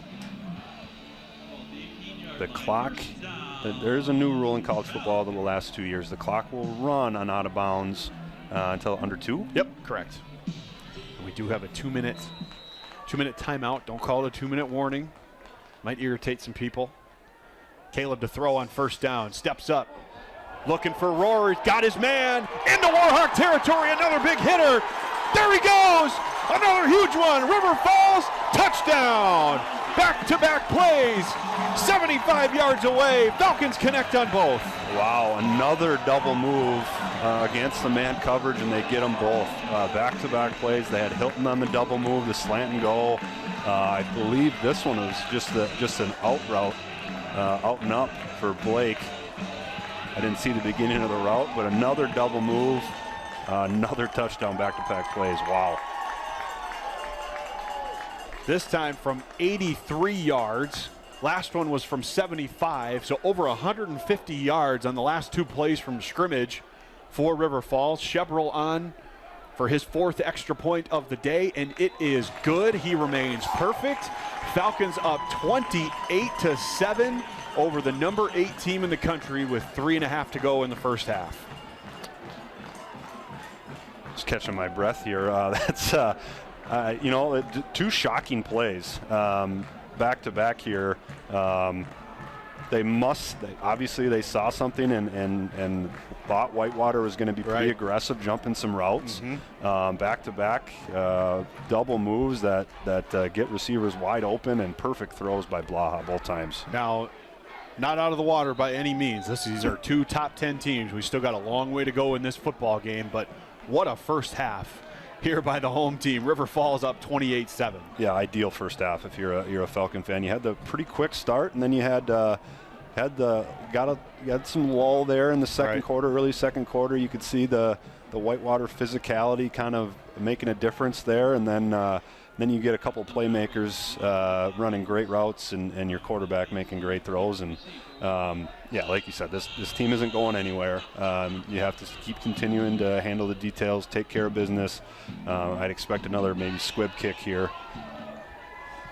They do that. Good call. This one's going to be fielded at the 24-yard line by Stanton. Jeez. Oh, and he's got some room. Here comes Stanton crossing the 50-yard line, and he's going to be taken down from behind. Chasing him down was Connor Preston.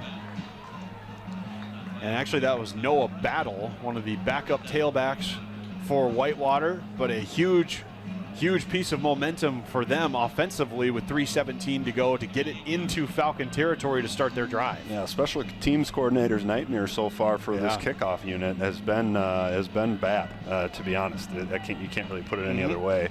There's holes that Whitewater's missed. You try to squib kick and they still get a great return. So something you got to figure out at halftime for this kickoff unit. So Whitewater will start their drive at the Falcon 38-yard line. Plenty of time to go here in this first half. Klinkner to throw. High pass was tipped and incomplete, but dangerously tipped up in the air by Vasey, and it'll be 2nd and 10. They try to come back to that slant route that's been there for them. River Falls, great coverage, almost a disaster there for Whitewater. There was a lot of space if they would have got that tip and interception. So clock stops at 3 minutes, 11 seconds. Empty formation here for Klinkner on 2nd down. They will send Stanton in motion in the backfield, hand it to him on the jet sweep. Falcons trying to run it down, and they do. Excellent play on the outside. Susner, excuse me. Defeated the block, stopped him for a loss. That's another big-time play by Taylor Susner, and really trying to attack the edge, and he's not having any of it. The 6'1" sophomore from Chaska, Minnesota, having himself a huge day defensively for River Falls. It is now 3rd and 11 for Whitewater after they started this drive in Falcon territory. Down 3 scores, 28-7, 2.5 to go, opening half, and timeout River Falls. Timeout. They're 2nd. River Falls. They're 2nd of the Clearly didn't like something, because they were probably thinking about scoring again, and you want to save those timeouts, but must have really not liked something in the alignment there. So both teams will have 1 timeout remaining now, with 2:31 to go in this first half. Mentioned it, 150 yards from scrimmage for River Falls on their last 2 plays offensively. Caleb Law is up to 343 passing yards in this first half. Yeah, ideal. Obviously, you're 300 yards in the first half against a really, really good defense. Awesome defense. Yeah. And they have been all year. They have been for the last 25 years, basically. River Falls, I don't know if I mentioned it in the pregame, 2001, the last time the Falcons defeated the Warhawks in a football game. Trying to cut that streak short today. Big 3rd down here for both teams. 3rd and 11, trying to get to the Falcon 28-yard line. Klinkner in an empty set. 3 receivers to the near side. Vasey comes in motion. Man coverage, man under. Here he comes, late blitz. Klinkner taken down.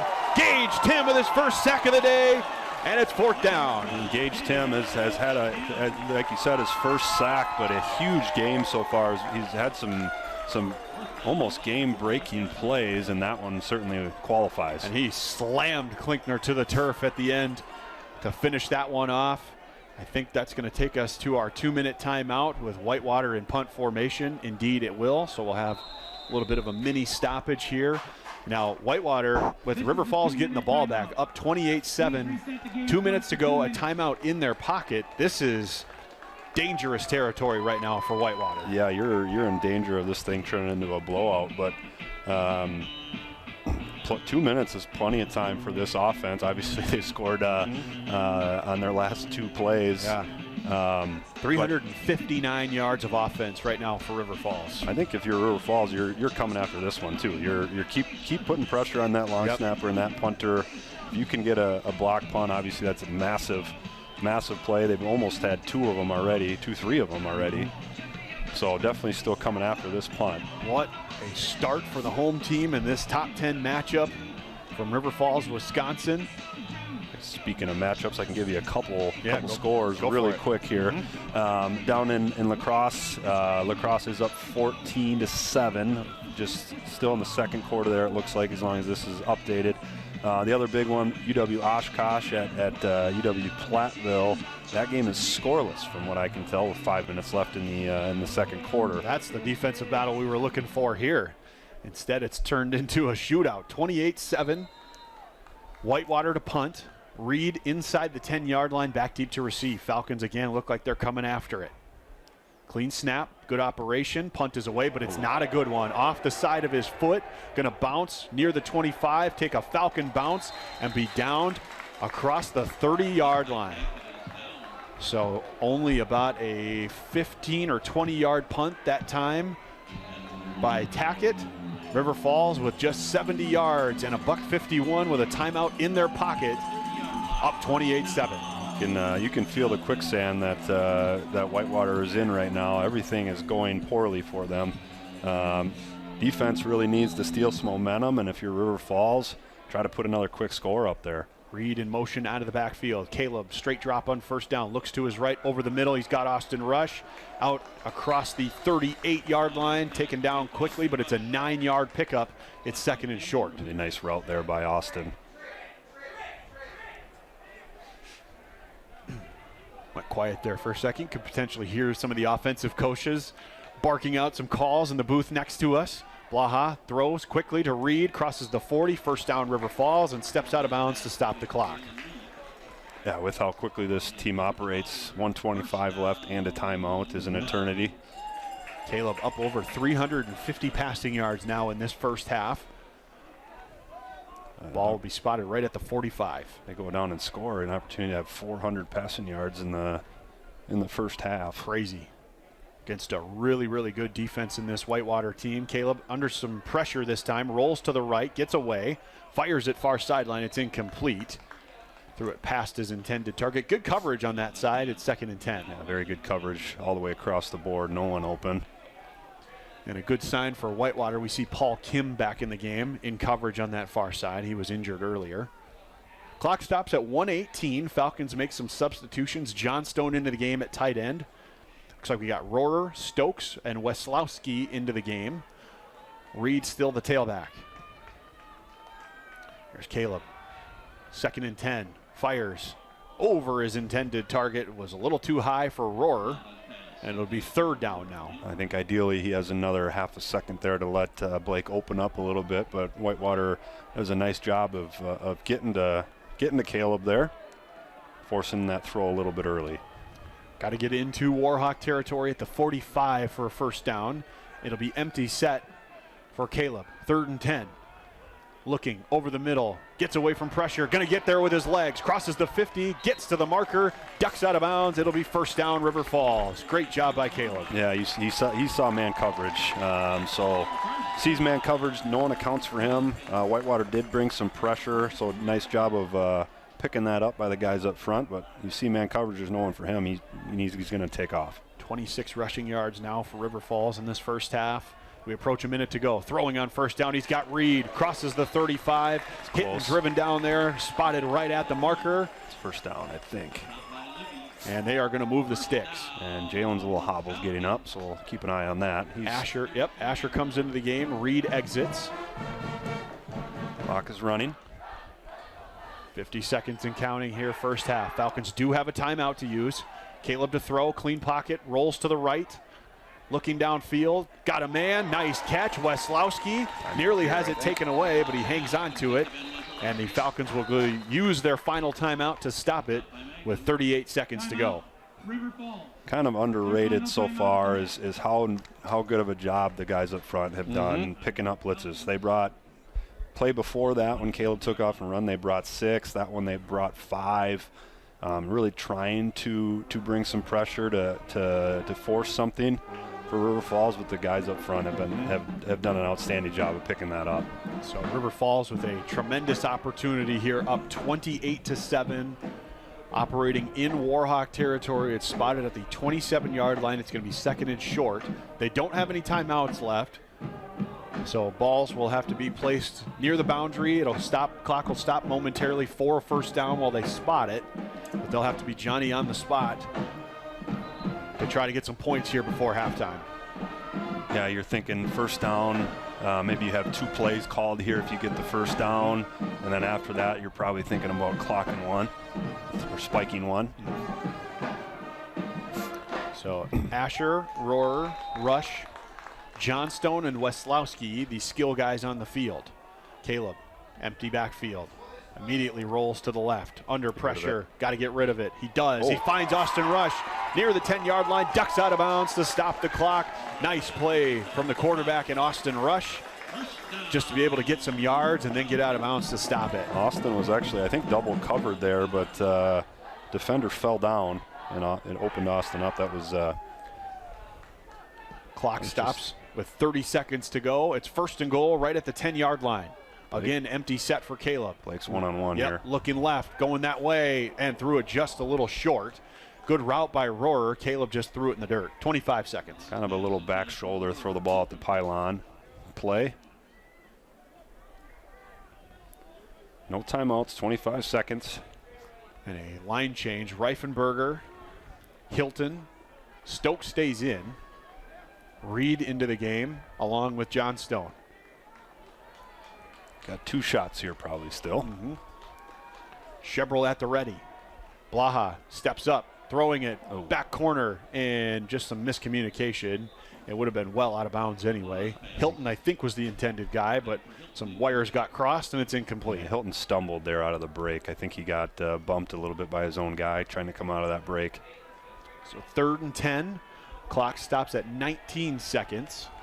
It's either got to be into the end zone or incomplete. Otherwise, you're going to be rushing to get the field goal unit on the field here. Yep, and they bring in Austin Rush back in the game. He's done a nice job of getting open a lot so far today. Reed, the lone receiver, to the near side. Blaha. And coverage again. Steps up, looking, back corner, looking for Austin Rush. Wanted a flag, not there. It's incomplete. It'll be 4th down, and that'll bring on the field goal unit. Austin was, I think, complaining that he was getting held coming out of that break, and I don't necessarily disagree, but refs have a lot better look than I do, certainly down there. So with 12 seconds to go in the first half, Justin Shebrel will be on for what looks to be about a 28-yard field goal attempt from the left hash.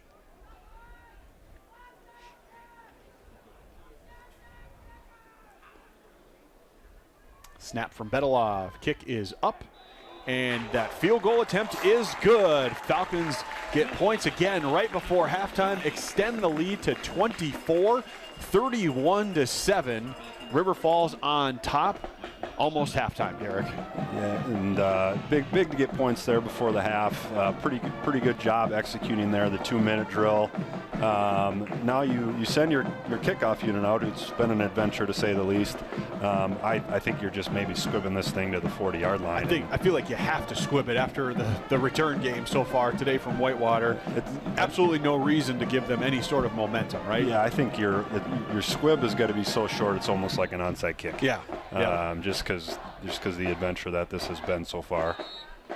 Depending on how long this return takes, Whitewater probably with just 1 play from scrimmage here before halftime. Warhawks will get the ball to start the second half. River Falls won the coin toss, elected to receive from the get-go. Turns out that was a pretty good idea. 31 points here in the first half.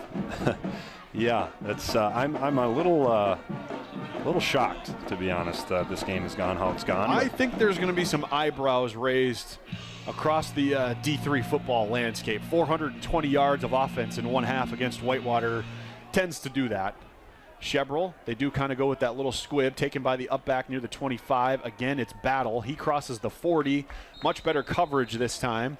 2 seconds on the game clock We'll see if Whitewater potentially runs some sort of trickeration before halftime, or if they're content just to take a knee down 24. Yeah, I could see it both ways. Certainly, you're maybe chuck one up and see what happens. Otherwise, just take a knee and try to figure out the second half here. Looks like they're going to take a knee. Yep, it looks like they're going that direction with it.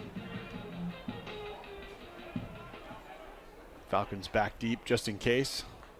Klinkner does take the knee, and that's where we'll head into the locker room. Number 9, River Falls on top of number 8 by a score of 31-7 behind the arm of Caleb Blaha and his 393 passing yards, 420 yards of offense for the Falcons here in this first half. And what a first 30 minutes from Raymer Field. Yeah, shocking first 30 minutes. Kind of going into this game thinking it's going to be a defensive battle and two top teams in the WIAC, and not saying they still aren't two top teams in the WIAC, but River Falls grabbing all of the momentum and then just keeping it the whole half. Falcons going to honor conference 50-year anniversary of 1975 conference championship football team here at halftime. Derek Staley and Zach Barish on the call here this afternoon. We'll take a break. We'll break down the first half and bring you the second half again in an eyebrow raiser. Number 9 on top of number 8 by a score of 31-7 here at halftime. This is Falcon football. Years ago, this team set the standard for River Falls football. Set countless records, including the first team in UWRF history to win 8 games in a season, the first conference championship team since 1958, 14 all-conference selections, including WSUC Player of the Year Mike Will. All-conference WSUC selections included Mike Will, Terry Franklin, Jim Gagne, Jack Drews, John Hieski, Eddie King, John O'Grady, Raleigh Hall, Jasper Freeman, Randy Taylor, Bob Brenna, Tom Plicka, Bob Rogers, and quarterback Tom Bashanish. Offensively, they led the WSUC in rushing and scoring. Defensively, they led the WSC in points allowed with only 60 total points allowed. Finally, this team includes 5 UWRF Hall of Fame members: trainer Gary Elaranta, coach Newt Greaser, defensive lineman Terry Franklin, defensive back Mike Will, running back Jasper Freeman. Fans, please welcome back the 1975 WSUC Conference Championship football team. Welcome home, 75 Falcons.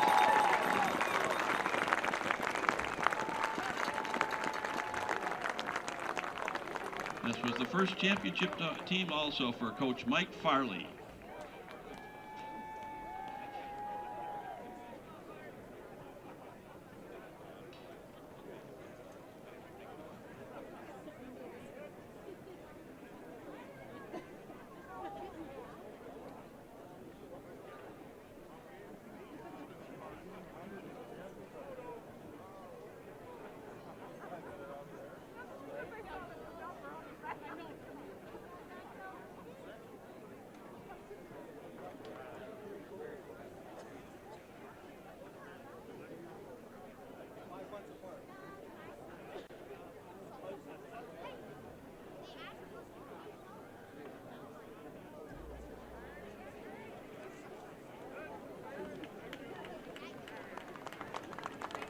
Once again, a hand for that 1975 championship football team.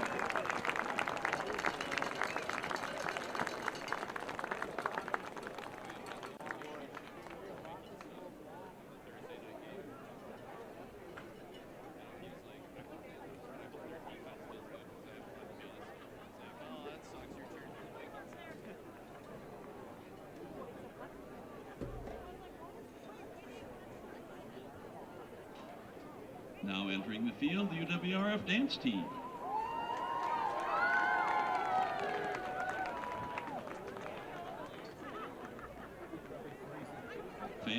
Fans, we ask you to turn your attention to the center of the field for a performance by the UWRF dance team. Fans, the UWRF dance team.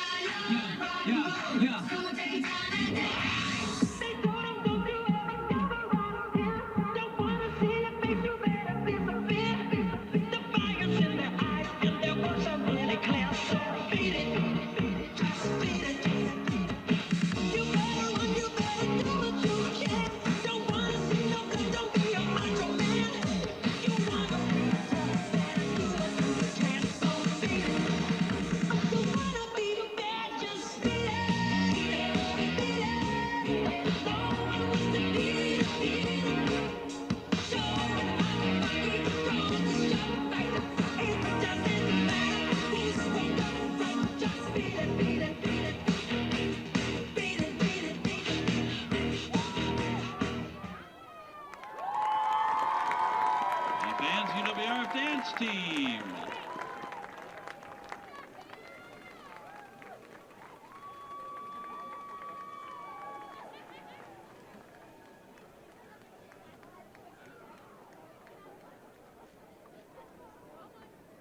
Now entering the field, the UWRF Marching Falcons.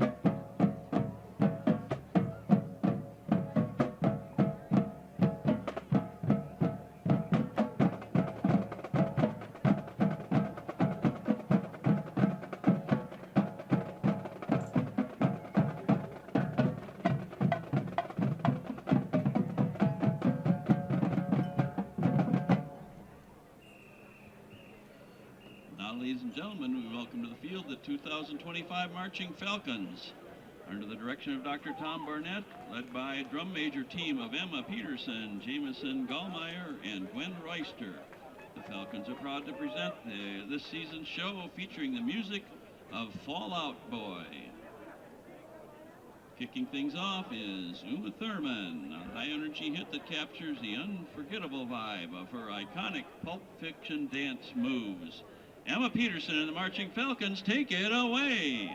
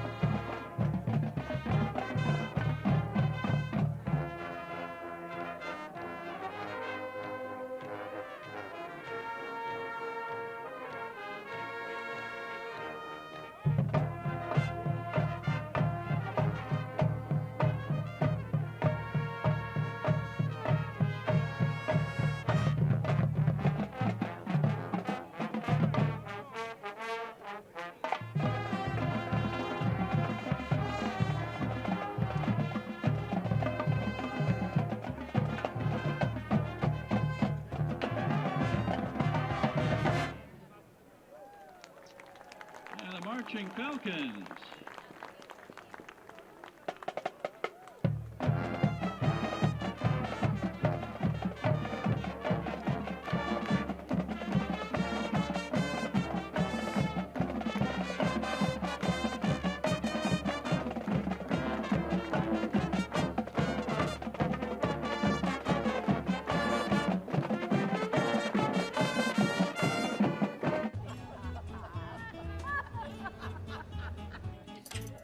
Ladies, the bake sale's about to start. Are you ready? We've got this. Okay. Oh, guys, he's here. Quick trip delivery for Janet? Bring it here. Let's get this bake sale going. Yeah, come on. Best bake sale ever. Oh, yeah. Let's dig in. Junior's Restaurant and Tap House is a proud supporter of Falcon Athletics. Relax on the best patio in town while the weather is nice. Dine in the restaurant or on one of our private igloos this winter on the patio. Located just steps from campus, Junior's is the place to be on game day. Make sure to bring in your ticket for a free appetizer. Cheering on the Falcons from home, order delivery from www.juniorsrf.com. Follow Juniors RF on Facebook and Instagram. And go Falcons. Get ready. The second annual Night at the Nest auction is set for Thursday, January 29th, 2026. Last year's inaugural event was a night to remember, filled with Falcon pride, heartfelt stories, and incredible support for our student athletes. With auction items ranging from a Patrick Mahomes signed football, Indy 500 ride experience, distillery tours, to sled dog adventures, your generosity brought it all to life. And this year, we're aiming even higher. Whether you join us in person or bid online, this is your chance to be a part of something truly special. Mark your calendar, spread the word, and help us create another unforgettable night. We can't wait to see you at the Nest. Go Falcons. Find fulfillment at Uline. When you're hired with us, you're not just starting a job, you're picking a career path. Our shipping supply company has seen decades of growth, creating a stable work environment employees can count on. You'll earn competitive pay, including generous bonus programs. And Uline makes coming to work worthwhile, with wellness programs that work for you. You'll receive complete health benefits, including annual at-work checkups and a first-class fitness center right on site. Learn more and apply today at uline.jobs. Sports fans, we pack stadiums, arenas, and local gyms every day. And every sports fan is uniquely human. Seeing each play with your own eyes, triggering your own emotions. And as humans, we won't agree on every call, but we can act with empathy and consideration. So put yourself in the official shoes. Be more than a fan. Be officially human. The Wisconsin Intercollegiate Athletic Conference. We're here to compete, to inspire, to grow, and to make history. We are rooted in tradition. For over a century, we have contended as the premier conference within Division III. I shot the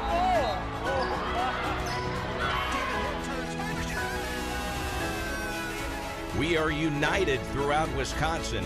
All 8 of our full-time member institutions are based in our great state.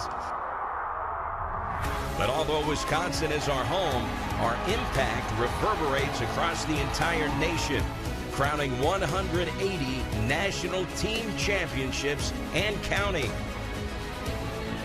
Our mission is to shape student athletes who excel academically and athletically, equipped to become leaders in life.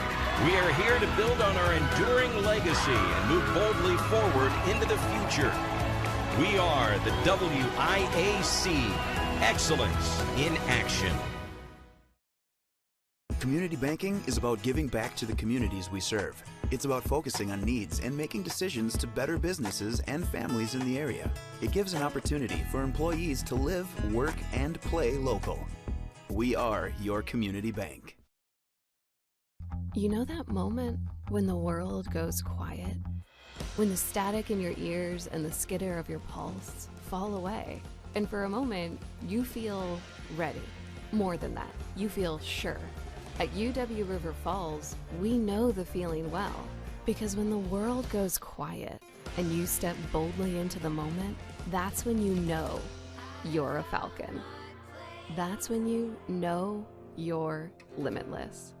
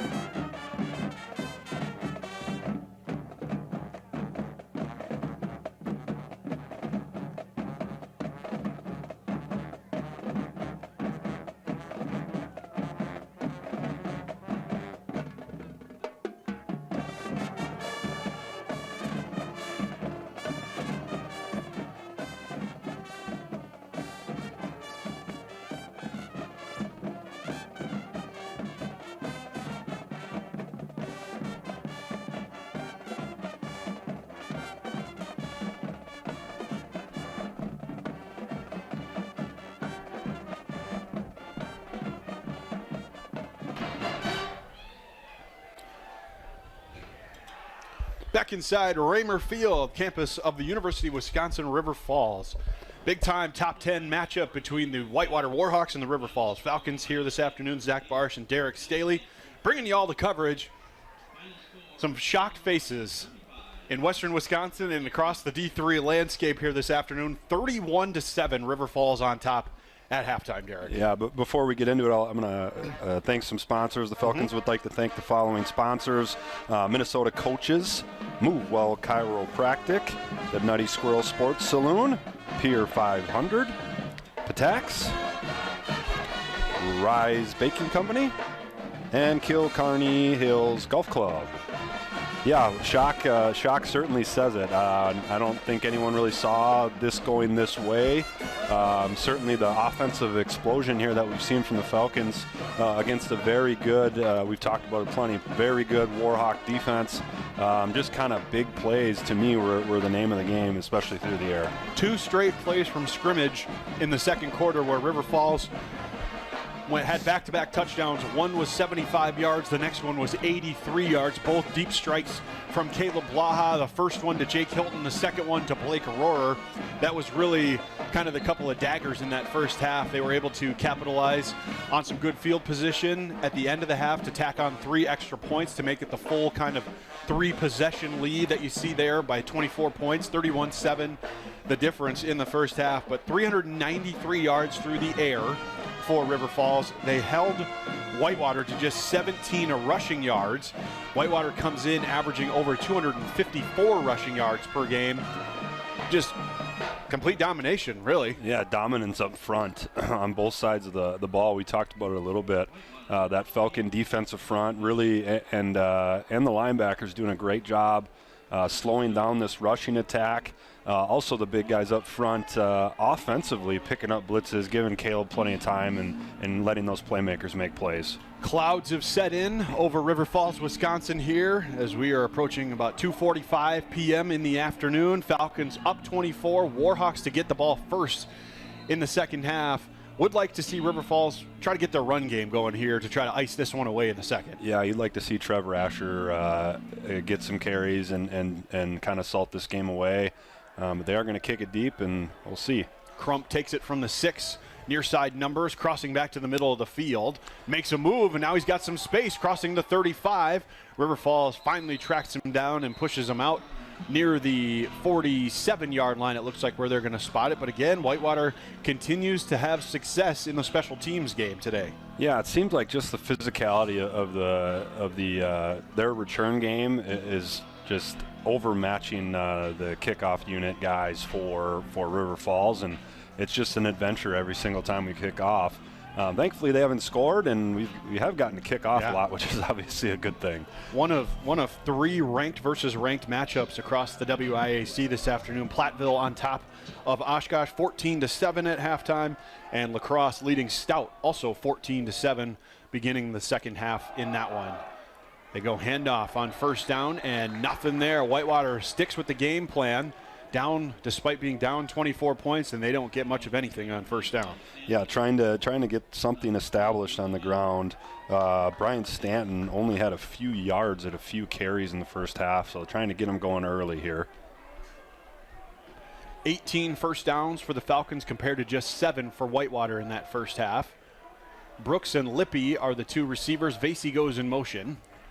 Klinkner immediately rolls to the right, hit and drop. Ball's loose. I think it's a fumble. Whitewater thinks they jumped back on top of it. It appears they did. Pitts, the tight end, was the man to fall on it. But that's going to be a huge loss of about 8 yards. It's going to be 3rd and a country mile. And there's Gage Tim again on the blitz. Gets home. The design of the blitz has worked so far for the Falcons, and it's caused a couple big plays for Gage Tim specifically.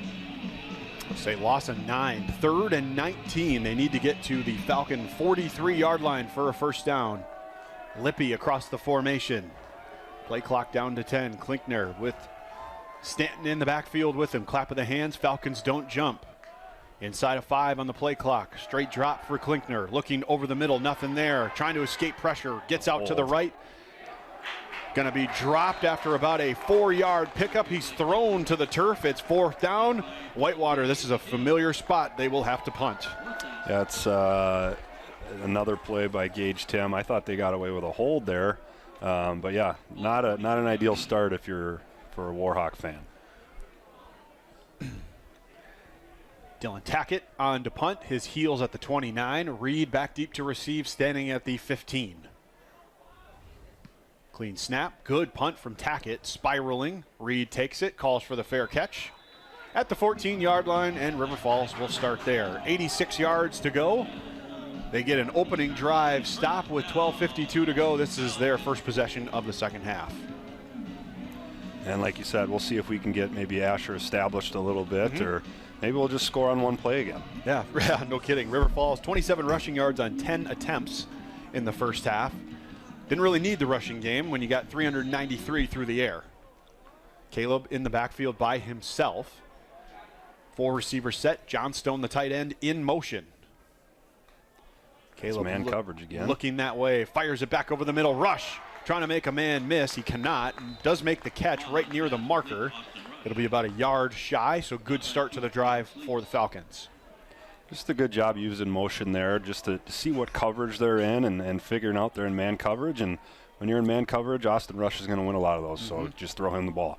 2nd and 1, Asher behind Caleb. He'll go to his right. And they give it to him. Some space off the left tackle, bouncing his way. Enough for a first down across the 25. Move the sticks. Job number 1 done. You're pinned kind of deep in your own territory. Just get 1 first down. Quickly back up to the line of scrimmage. Falcons not going to stray from their usual game plan. They like to operate quickly. Taking a shot on first down. Weslowski went up for it. Got one hand on it. Almost made a circus catch, but it goes incomplete. That would have been incredible. Almost makes a circus catch indeed. Kind of ill-advised throw there, trying to take another shot for Blaha. Safety's kind of over the top. Thought he maybe could have made a play, but Weslowski almost made a circus catch. Clock stops at 11:59, 2nd and 10. Caleb to throw. Pressure coming from the right. Fires it for Rohrer. Again, a little too high. Got one mid on it. And again, it falls incomplete on that far side. It's now 3rd and 10. Just a very deep kind of corner out/out route there. We're going to go quick here. 4 receivers for Caleb. Tight end to the left, it's Johnstone. Didn't know if we necessarily expected him to play a ton today. He's kind of nursing an injury the last couple of weeks. Kemple has been the guy, but Johnstone's been in there a ton here this afternoon. He splits out wide on 3rd and 10. Caleb looking over the middle, under pressure, fires it high, dangerously tipped by Austin Rush, and it falls incomplete. Now River Falls will punt. Kind of a couple scary throws there on that series. I've got a little bit of an injured lineman there. We'll stay in the game, but yeah, a couple scary throws. Almost a couple connected there. Almost just almost basically drive there. 10 guys up at the line of scrimmage here for Whitewater. Lone deep man at the 35. Freund on to punt. Good snap. Took a little time, but he does get it away. It's end over end. It'll take a Warhawk bounce and now roll harmlessly to about the 38-yard line, and that's where it'll be downed by Brian Ball. Ends up being a 32-ish yard punt, but not a pretty one, but gets the job done. So both teams exchange punts on their opening drive, just like we saw in the first half before the offensive explosion. So with 11:35, Whitewater takes over for their second drive. Again, it's Stanton, the tailback, with Klinkner in the backfield. See if they try to take a shot here at some point soon. Straight rollout for Klinkner. Yep. Fires it deep, double coverage, tipped right at the last second. Great defense on that far side. Riley Ashburn got his mitt right at the last second to knock it away. Tried to give River Falls a little taste of their own medicine with the double move there. They tried the slant wheel concept on that far side, and River Falls was all over it. 2nd and 10 from their own 39-yard line. Just 96 yards through the air for Whitewater so far in this one. 3 receivers. Pitts the tight end. Handoff to Stanton on 2nd down. Bounced off the initial wave and was able to push his way forward. Ball came out at the end, but I think he was down. There's a flag on the far side there. I don't know if illegal formation or what that could be over there. For the moment, it's about a 4-yard pickup. And we will get the call here from Jared Letter. He turns his microphone on. There we go. Illegal formation. 5 players in the backfield. Offense. 5-yard penalty. Replay 3rd down. So instead of a 4-yard gain, it's a 5-yard loss, making it 2nd and 15. Correction. Things 2nd down. just not going well offensively here for Whitewater. No, it's just they just can't really get anything going. They rely so heavily on that ground game. When they can't get that going, that they seem to be struggling. It really gets them out of sorts. Again, tight end goes in Morchin. Right side of the formation. Klinkner going to throw. Got a Brooks underneath, crossing the 45. Tackled by Nussbaum as he gets close to the first down marker. So they pick up about 13 of those 15. It's 3rd and short. That was a nice route there by Brooks. Pretty flat slant route from the RPO look. Perfect throw. Good pitch and catch there for Whitewater. Great answer. Exactly what they needed, this offense, after that penalty. 3rd and short. Stanton, the man with Klinkner in the backfield. Vasey comes out to the left side of the formation. He'll be on the line. Clap of the hands from Klinkner. They fake the handoff. Going to throw. Ball is tipped, and Pitts can't hang on to it after the tip at the line of scrimmage. It's 4th down. I imagine Whitewater will probably go for this. And guess who? Gage Tim making another play. Having just a massive game, and yeah, they'll go for this. Down 24. 4th and short, near midfield. 10:30 to go, third quarter. Falcons bring in some reinforcements for this fourth down. They might go quick snap, quickly up to the line of scrimmage. Falcons trying to get lined up. Ball is snapped. Klinkner following his blocks. Don't know if he got there, and the looks like a second effort pushed him across. It's going to be a first down. The Falcons are trying to rip the ball out there. His second effort there by Klinkner got him the first down. Initially stopped, but good effort there. Former high school wrestler using some of those leverage skills, keep those legs driving, pushes his team to midfield. About 10 minutes to go here in the third quarter. Falcons trying to hang on for a top 10 victory. Trying to remain in first place in this tough conference. 3 receiver set. Fake the handoff. Play action for Klinkner. Firing, middle of the field. Oh, and a great ball from Klinkner. Threw it right where he needed to for Vasey, who could not hang on. Looks like potentially defender's arm kind of got in his line of vision at the last second to throw that one off. It did hit him in the arm there. It was a nice recovery there by the defensive back on the far side. Vasey clearly upset with himself on that far side to make it 2nd and 10. Oh, it was Peter Ledoux, I think, over there.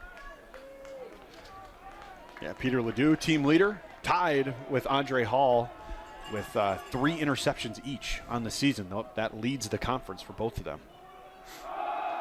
Stanton trying to bounce it outside. Nothing there. Falcons force a loss. It's going to be a loss of 2. Nussbaum, Jack Olson, among others, quickly in on that one to make it 3rd and long. Falcons are just playing downhill football. They're just attacking this Whitewater rushing attack. They tried to get outside at the stretch play there, and just nowhere to go. He's looking for that first window to cut into and try to get something, but great pursuit there by the Falcons. 5 DBs on the field for the Falcons in this 3rd and 12. 3 receivers set. This is, I think, an illegal formation again here.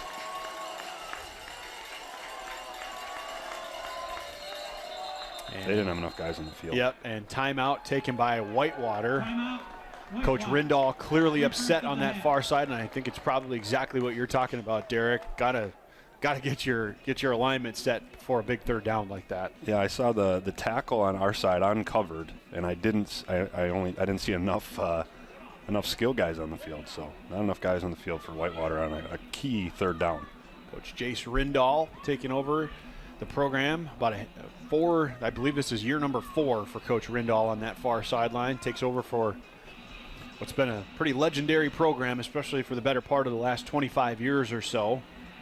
And done a pretty good job in a little bit of hot water today with 9 minutes to go in the 3rd quarter. But overall, I think folks on that side of the state pretty happy with the job that he's done so far. Yeah, it's always tough taking over a storied program like that. However many national championships, I don't even know, to be honest. But storied program, lots of history, a lot of success. You're expected to continue that success. So he's done a pretty good job in a tough, never an easy situation. So 3rd down and 12, trying to get to the 40-yard line of River Falls for a first down. 3 receivers set. Stanton with Klinkner. Clean snap. Klinkner to throw, steps up, fires over the middle. Got his man again, it's Brooks. He's been big time for them. Oh, and he bounces off the tackle inside the 30 and finally wrestled down near the 25 by Susner. But a huge pickup on 3rd down for Whitewater, and they've got it deep into Falcon territory. Yeah, whenever they need a play, they're really looking at him. He's done a really nice job, runs very good routes, gets in and out of breaks quickly. Nice chemistry there with Klinkner so far today. Fresh set of downs from the 24. Klinkner will run it, bounces off the first wave. Falcons not able to penetrate despite kind of setting a big wall at the line of scrimmage. Klinkner bounces it outside, is able to pick up about 7, and it's 2nd and short. Yeah, nice job by Klinkner there of just kind of pressing and being patient, and then hitting it when he sees it.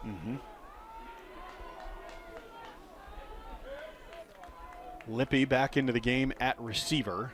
Brooks will go to the outside. Vasey and Stanton with Klinkner in the backfield. They fake the jet sweep. Klinkner to throw, looking back corner of the end zone. A lot of contact. There's a tie-up for the football. And they're going to say touchdown Whitewater. Looked like essentially a tie for the football between Susner and Stanton. Two officials just kind of looked at each other, and finally the end zone official signaled touchdown. That was a weird play. Yeah, I didn't see what happened. That was the refs seemed confused. It seems like they maybe just made a call. Kind of like a baseball tie goes to the runner kind of thing. Well, that's what it is in football. If there's simultaneous possession, usually it goes to the offense. Sure. But I don't know. That was a weird one. I'd like to see a replay of that one. I don't know. Ends up being a touchdown for Whitewater. Their first of the second half. Extra point from Liska is good. So it's 31-14. That is Stanton's second receiving touchdown of the season for the Warhawks, and it's now a 17-point lead for River Falls. So I think quite a few confused people in the stands right now. Yeah, I think there's probably two of them up in this the media booth here that are a little confused, but nonetheless, big answer there for Whitewater. I think the coaches are trying to get an explanation there from the officials, but. Big answer for Whitewater. This thing's not over. 17 points is far from over. There's a lot of time left. What River Falls needs is a good field position and just a good drive for their offense. Last drive stalled out after. Yeah, we're seeing the replay here. Yeah, basically it looks like. And he's out of bounds. So doesn't have possession. No one has possession there. Ball just kind of slipped through, floating both around. of them. If anything, he gets possession maybe there. Yeah. I don't know. Weird one. Ends up going in favor of Whitewater. Usually some of that stuff tends to come back around in games like these. So end over end kick. Reed is going to take it from the 9. And he did call for a fair catch before he ran up on that one. So they will blow it dead, and River Falls will get a touchback. So like we said, big response here needed. At least a good drive. Defense is kind of reeling a little bit after a strange touchdown given up. So offense needs to respond here and pick up the defense a little. Starting from their own 25-yard line this time. Picked up a first down on the last drive, and then 3 straight incompletes. Led to a punt. Overload here for the Falcons. Caleb. Straight run on first down, trying to extend it out to the outside. He does. And they're going to mark him for about a 5-yard pickup, bring it to 2nd and 5. Yeah, and wasn't a lot there on the quarterback power, but Caleb just uses his speed and athleticism to make something happen. 5 receivers here for River Falls. Reed to the outside. Caleb now motions him towards the formation. Looking that way, now the opposite. Over the middle, got Reifenberger, hit right as he caught it, but it looks like it's going to be enough for a first down. Nice strong catch from Steven Reifenberger. Good concept there, a little kind of a clear out for Reifenberger to run the slant underneath. It's a tough one to deal with playing man coverage. Like you said on the last drive, Derek, job number 1, get a first down. Falcons do. We're inside of 7 minutes to go, third quarter, as the clouds have set in, making this an overcast afternoon from River Falls, Wisconsin. Basically no wind. Blaha trying to make something happen, and he cannot. He is stuffed right at the line of scrimmage, probably lost a yard, actually. It'll be second down. Nice job by, I think, the defensive end there, taking on the puller and really squeezing that hole for no gain there, or a loss of 1, I guess you say, for Caleb. 92, Walker Powers, the first one to hit him. 2nd and 11. Reed next to Caleb. Going to throw. Fires it. Over the middle. Got his man. Crossing the 45. Getting close to the first down. It looks like they're going to give it to him. Jonah Malberg on his first reception of the day. And the Falcons move the sticks. Yeah, good timing. Jonah runs a nice route there. Perfect throw right on his chest. Malberg and Reifenberger to the near side. Hilton by himself. John Stone, the tight end. Reed, the tailback. See if Whitewater will stay man coverage on that far side, or if they do. Caleb looking for some running room. Slips a tackle inside of Warhawk territory. Inside the 40 and drag down. Big gainer of about 15 for Blaha on first down. Biggest running play of the afternoon for River Falls. And they're into Warhawk territory. Yeah, and have not had success on the ground is the only knock on the River Falls offense so far. I think that was just a designed rollout run out with how quickly the receivers were blocking for him. So 1st and 10 from the Warhawk 36. Trying to chew a little bit of clock on this drive. Up 17 as we approach 5 minutes to go, third quarter. Caleb throwing quickly. Oh, and he just skipped that one short. Intended target was Jalen Reed. It'll be second down. Yeah, I had Jalen there on the out route. Probably the first really easy throw that he's missed today. Falcons eclipsing 50 rushing yards, up to 51 after that last Caleb Blaha scamper. Trevor Asher in at tailback now. Rohrer comes into the game along with Austin Rush and Ben Weslowski. So kind of a new set of skill position guys. Caleb by himself in the backfield. Fake the run, gonna throw. Nice RPO, he's got Rohrer near the marker. Close. Right at the stick, yep, and they're gonna give it to him. First down, move him again. Already the 4th first down and the 23rd of the afternoon for this Falcon offense. Just winning a lot of individual matchups in one-on-one. Kind of the name of this game so far for the Falcon perimeter receivers is just winning those matchups. Rush goes to the far side. Weslowski by himself. Near side numbers. Asher still the tailback. Play clock down inside of 10.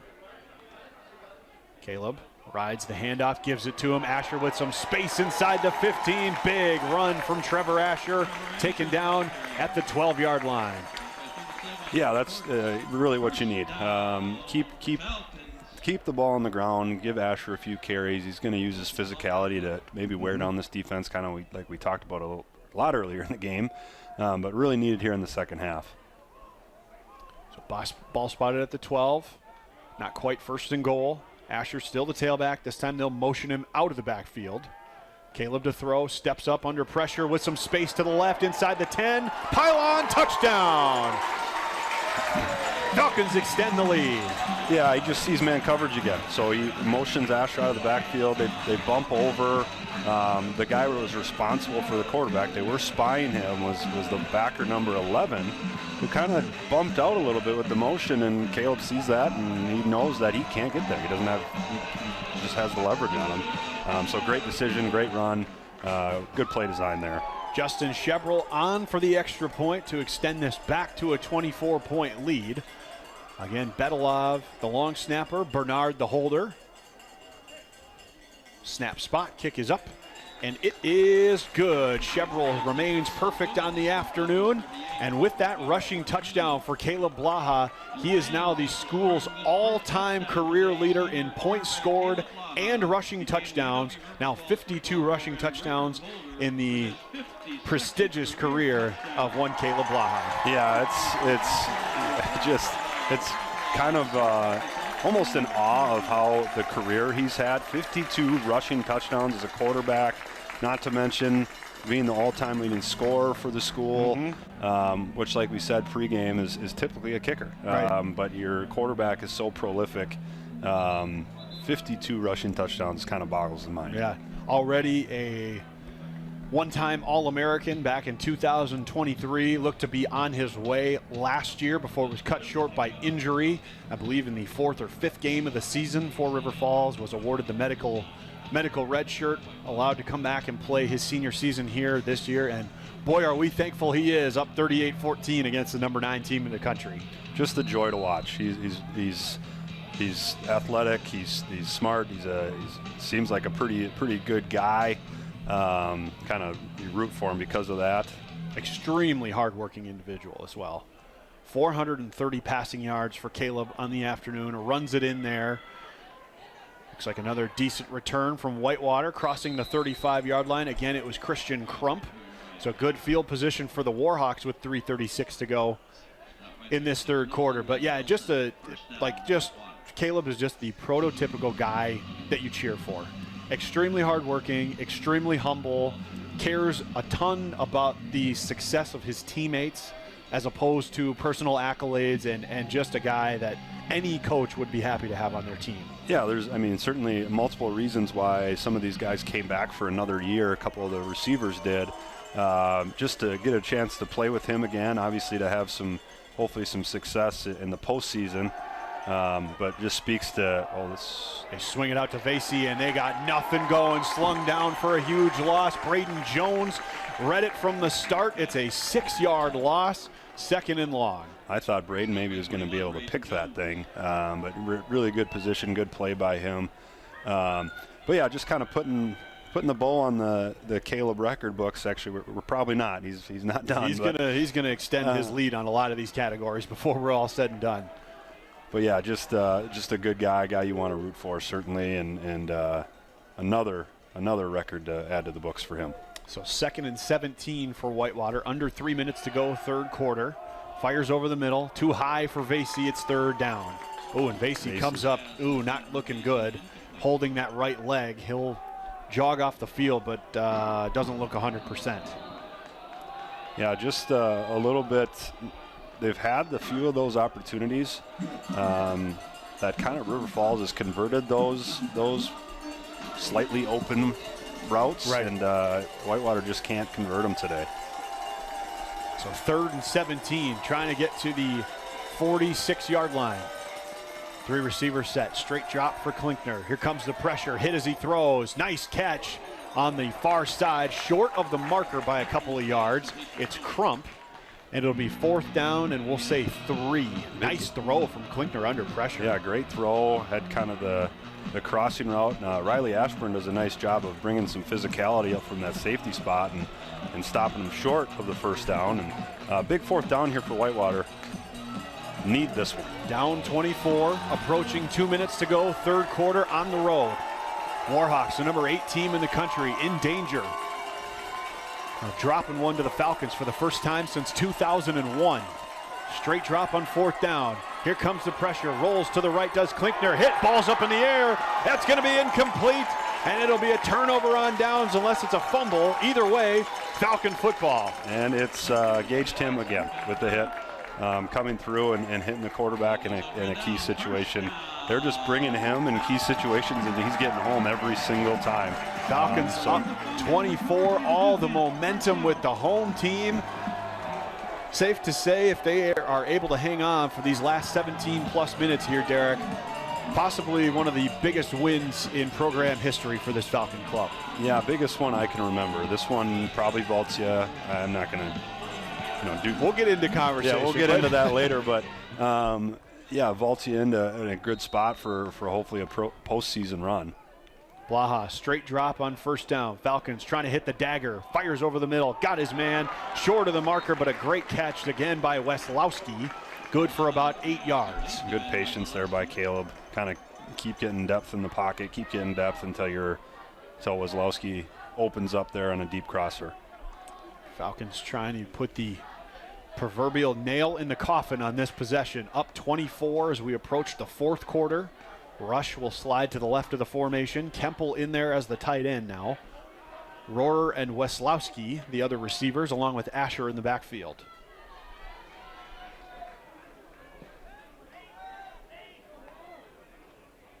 Handoff, Trevor left side, waiting for space. Bolts ahead across the 25-yard line. Down at the 23, excellent run from Trevor Asher. I've really admired his patience as a runner, more so this year than ever. Yeah, he's only a sophomore. He's gotten a lot better as a sophomore now, and he's become a pretty good back. He was a single wing quarterback in high school at a very small school not far from here. Okay. So interesting to see him.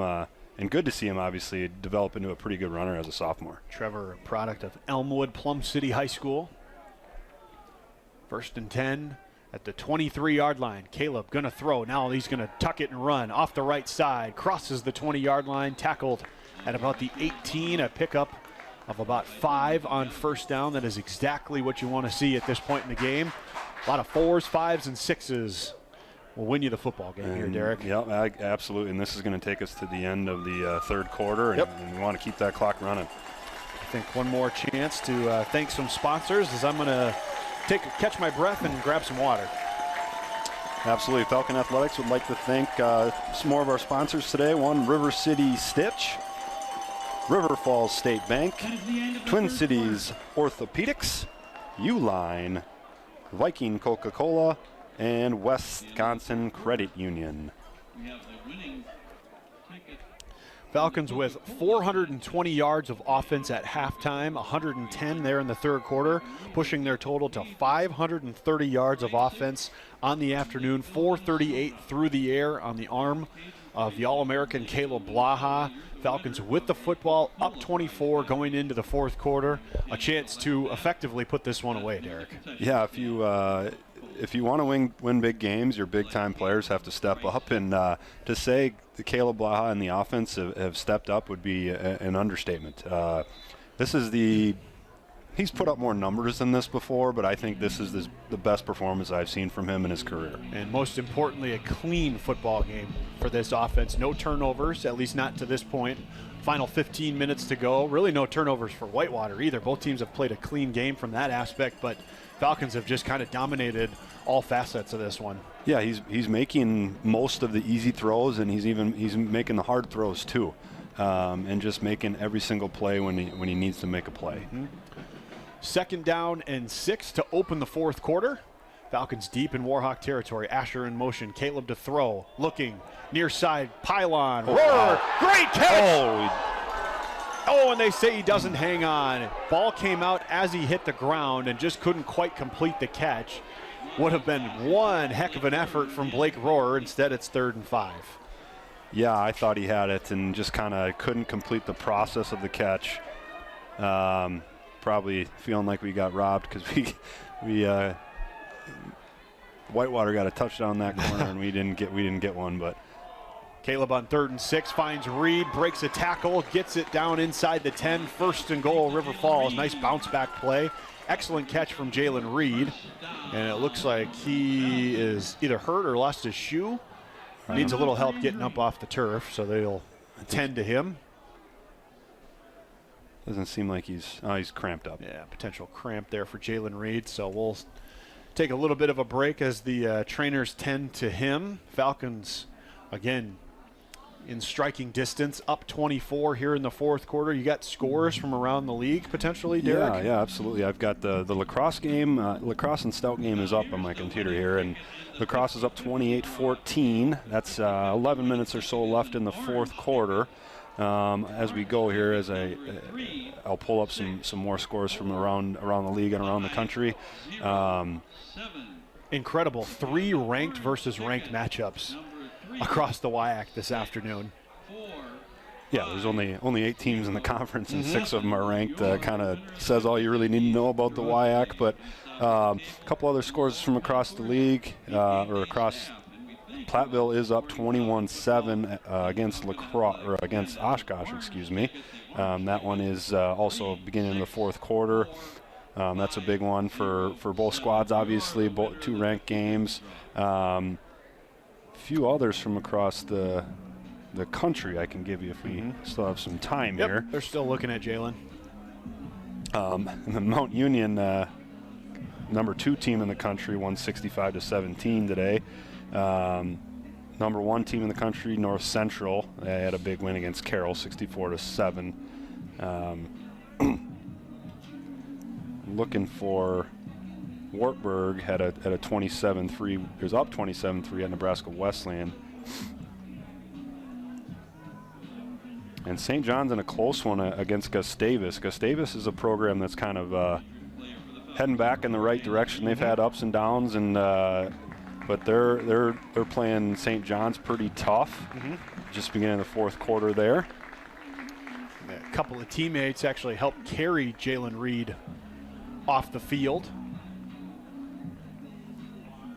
So they'll tend to him on the sideline. Falcon offense back out there for 1st and goal from the 6-yard line. A chance to put this one away here in the fourth quarter, already up 24. Asher, the tailback, Weslowski, Rush, and Hilton, the 3 receivers. Johnstone, the tight end.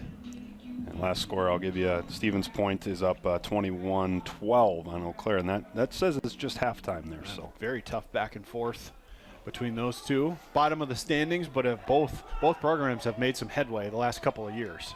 Asher in motion. Caleb, straight run off the left side. Got some space, gets the edge. Touchdown, Caleb Blaha. Falcons with a dagger here in the fourth quarter. Yeah, just that's where you expect him to run. He obviously 53 rushing touchdowns now. They like to run him in the red zone, and just the quarterback power, and it's a sprint to the pylon, and he wins that race more often than not. Falcon offense celebrates as they head back to the sideline. They can smell victory here this afternoon against the number 8 ranked Warhawks. Falcons looking for their first victory in this series since 2001, and they appear to be well on their way. Extra point attempt here from Shebrel. And again, straight down the middle, and he puts it through 45-14. Don't know if anybody in their right mind saw this one coming here from River Falls, Wisconsin. 14 minutes to go. Falcons looking like they're going to get victory number 7. Yeah, shock is the right word for me still. Shocked a little bit at halftime, and I continue to be shocked at just the domination of this game. River Falls grabbed momentum and they never gave it back. It was a little back and forth there in the second quarter, and early in the second quarter it looked like maybe Whitewater was going to get something going, and then the 2 big plays and just sucked the air out of the Whitewater sideline. Just the competitive nature of this league, week to week, top to bottom, anybody can beat anybody for the most part. Especially the top 6 teams. We talked about it last week. There was a 6-way tie for first place as of last Saturday. And so my point is, it's hard to blow out anybody, let alone 2 teams that are inside the top 10. For one of those to blow the other one out of the water on any given Saturday in this league is incredible. Just speaks to how impressive this performance is. Just top to bottom. There's maybe one knock on the performance, and that's the kickoff unit, but thankfully they've kicked off a ton. So maybe they get a little extra film and extra time to work at it, but every other phase of the game has been just domination by the Falcons. This kickoff's going to bounce, be taking it up about the 12, and that's the best coverage we've seen all day right there. Taken down right at about the 18-yard line. Return man was Karsten Libby. And not much doing on that one. Falcons with their best effort of the day. That's the one to put on tape and to learn from. This is what to do. The rest of them are what not to do. Kind of still overran that a little bit. And a good thing the pursuit was still good. Up 45-14. Falcon defense back on the field. Just 14 minutes to go in this one. Klinkner and this Warhawk offense back on the field. It's Ty Schultz in at tailback. Klinkner to throw, no surprise. Taking a shot on first down. Brooks had a step. Nice pitch and catch. Brooks takes it in near midfield. Excellent throw from Klinkner. And Whitewater going to be just shy of Falcon territory. They'll spot it at the 49. Yeah, biggest play of the game for Whitewater. And, yeah, just really Brooks continues to be very impressive. He's had a very good game and makes another big play for his team there.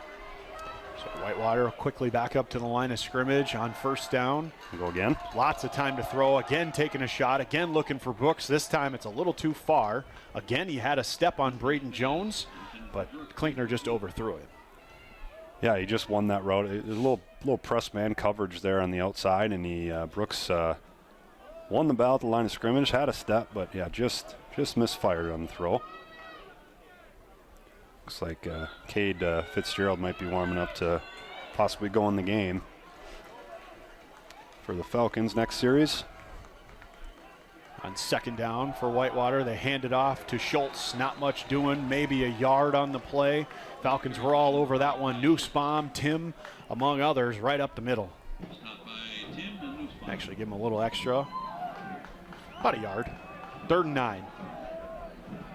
Some reserves here for River Falls for this 3rd down and long. 3rd down defense comes in. 2 safeties back deep. Let's see if they bring Gage Tim on another blitz. Look, he's showing it. Falcons back off of the pressure. They still apply some anyway. Klinkner hit but bounces away. Not going to get the first down as he's tackled after about a 4-yard pickup at the 46. A couple of players barking at each other after the play was done. Flag comes in late. It's unsportsmanlike on somebody. We'll find out who. Whitewater pointing at River Falls. I saw a lot of mouths moving after the play was over. Hard not to get a little chippy there on both sides. They're both Whitewater's obviously a lot of competitive guys, and they're probably very frustrated. See if we get the call here.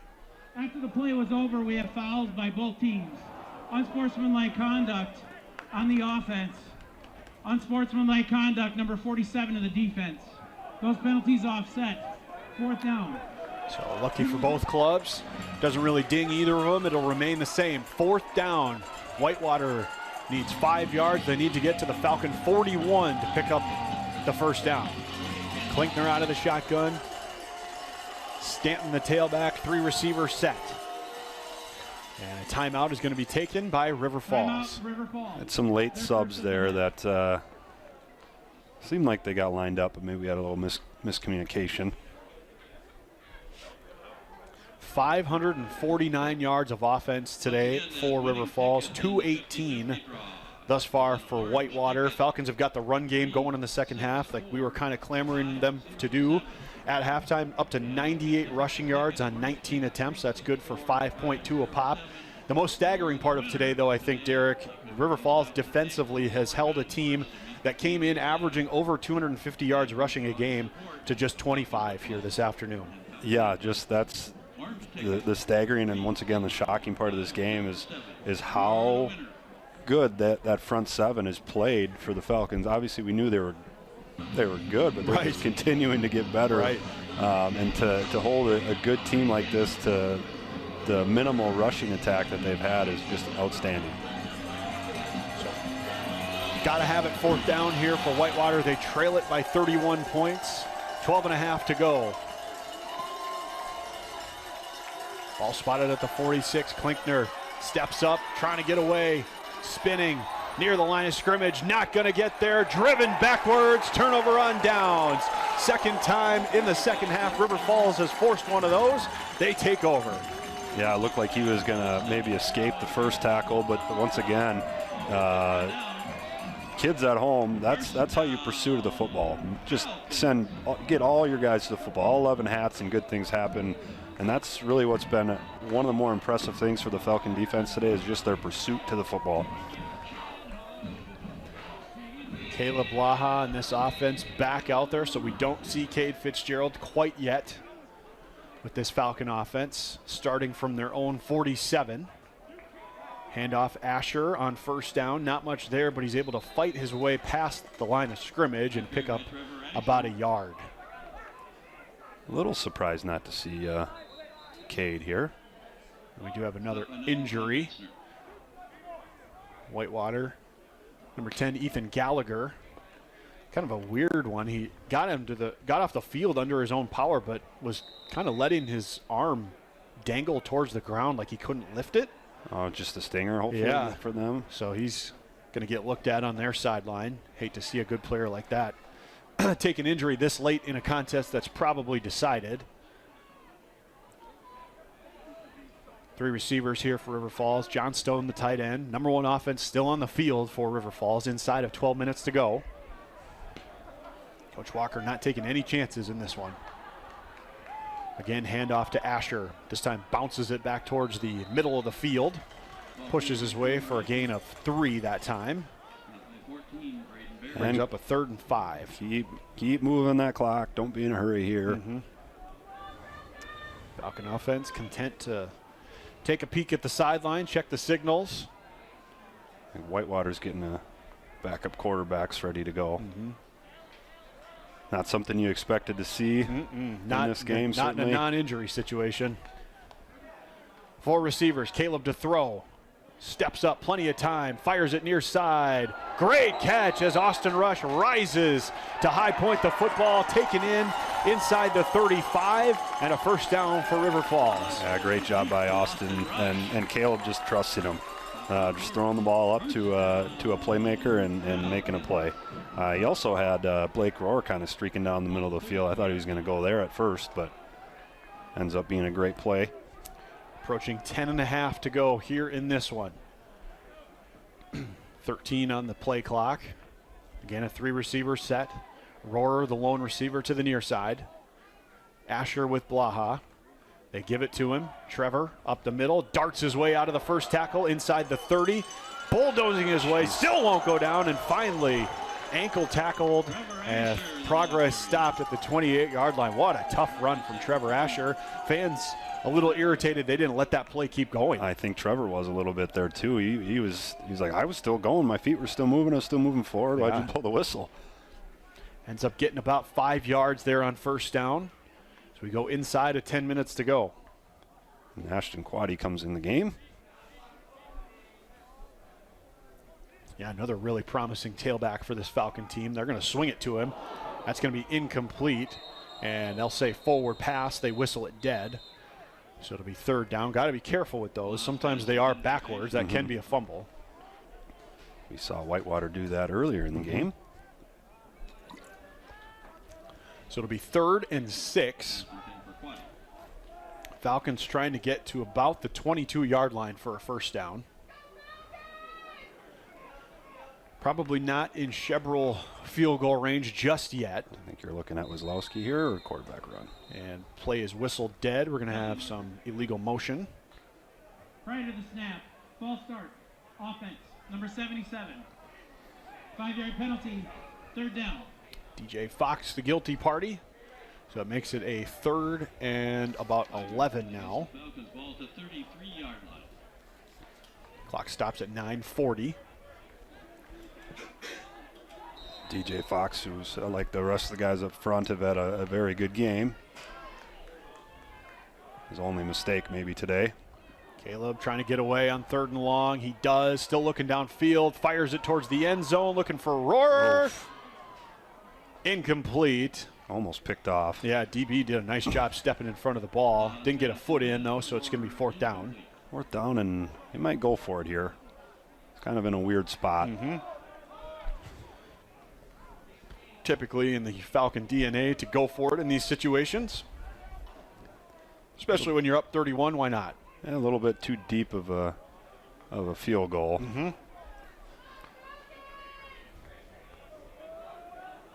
4 receivers, lone receiver to the far side. Quaddy with Blaha. Straight drop for Caleb. Looking at that one-on-one side. He's going for it. And it's going to be incomplete. It bounced and bobbled a couple of times.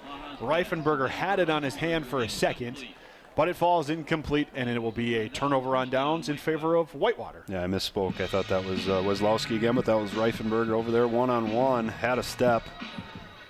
Just couldn't come down with it.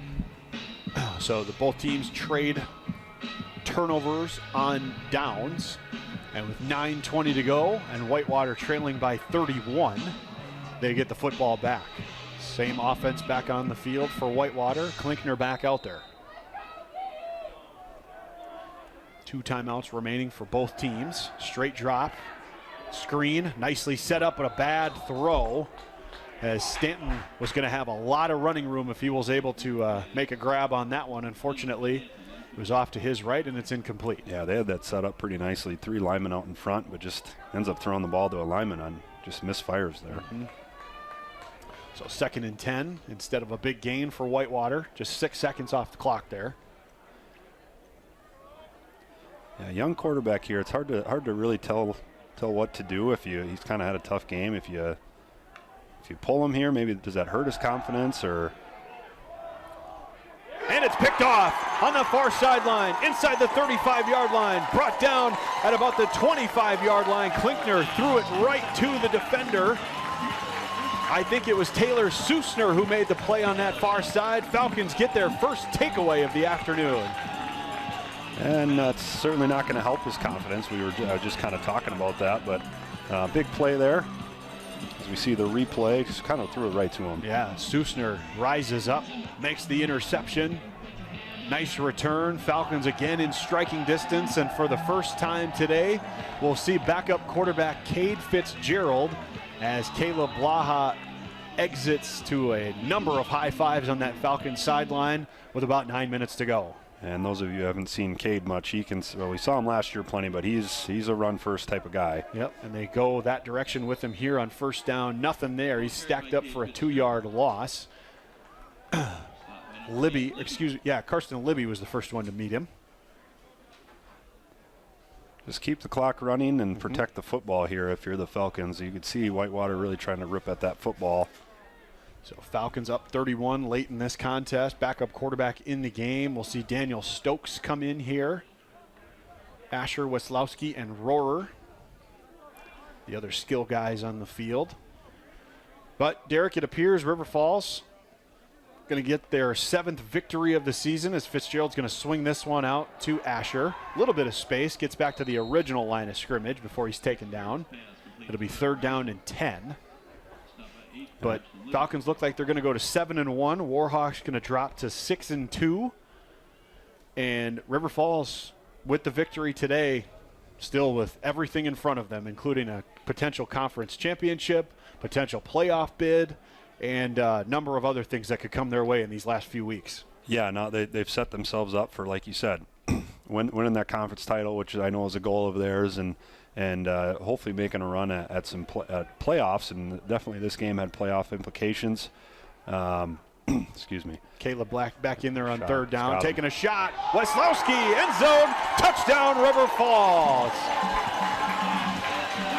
One more strike from this Falcon offense. Blaha with his 4th touchdown pass of the afternoon connects with Weslowski. Well, Caleb comes in for 3rd down and just pours some salt in the wound, throwing a strike to Weslowski right down the middle of the field. 51-14, extra point pending with 7:33 to go.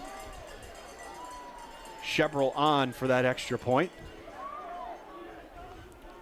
In my opinion here, it's time to get the backups in. Let's keep everybody healthy, and got another huge game next week with lacrosse coming up here. Yep. I know we'll talk about that here as the quarter goes on, but job done here. Get the starters out. Let's get healthy into next week. First receiving touchdown of the season for Ben Weslowski. That is touchdown pass number 20 on the year for Caleb Blaha. And a excellent stat handed to me by our wingman here this afternoon from D3Football.com. The most points scored by River Falls in this series from their last 3 games combined. Wow. Wow, that's a stat. Incredible offensive effort here this afternoon from this Falcon team. 52 points, eclipsing even their season average, which I would have been so shocked if you would have told me that was going to be the case coming into here to this afternoon. 599 yards of offense now for this Falcon club. And just a clinic put on that side of the football. Yeah, Caleb keeps adding to, like I said, the best game I've seen him play, and the most meaningful, certainly. Again, end-over-end kick taken this time, crossing the 25-yard line, and it was Battle this time. Falcons have done a much better job on the kickoff coverage here in the second half than they did in the first half. Some extracurriculars, some pushing and shoving near the 45.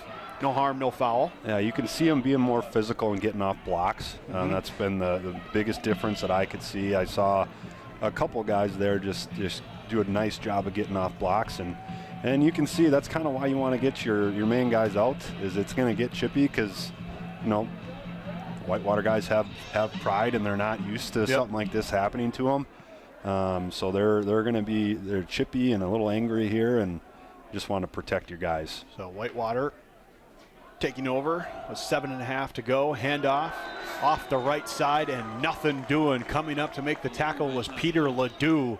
He drives Schultz into the turf, and it's 2nd down and 7 now. And not that I'm saying that Whitewater's going to go try to hurt somebody or anything like that. I wouldn't.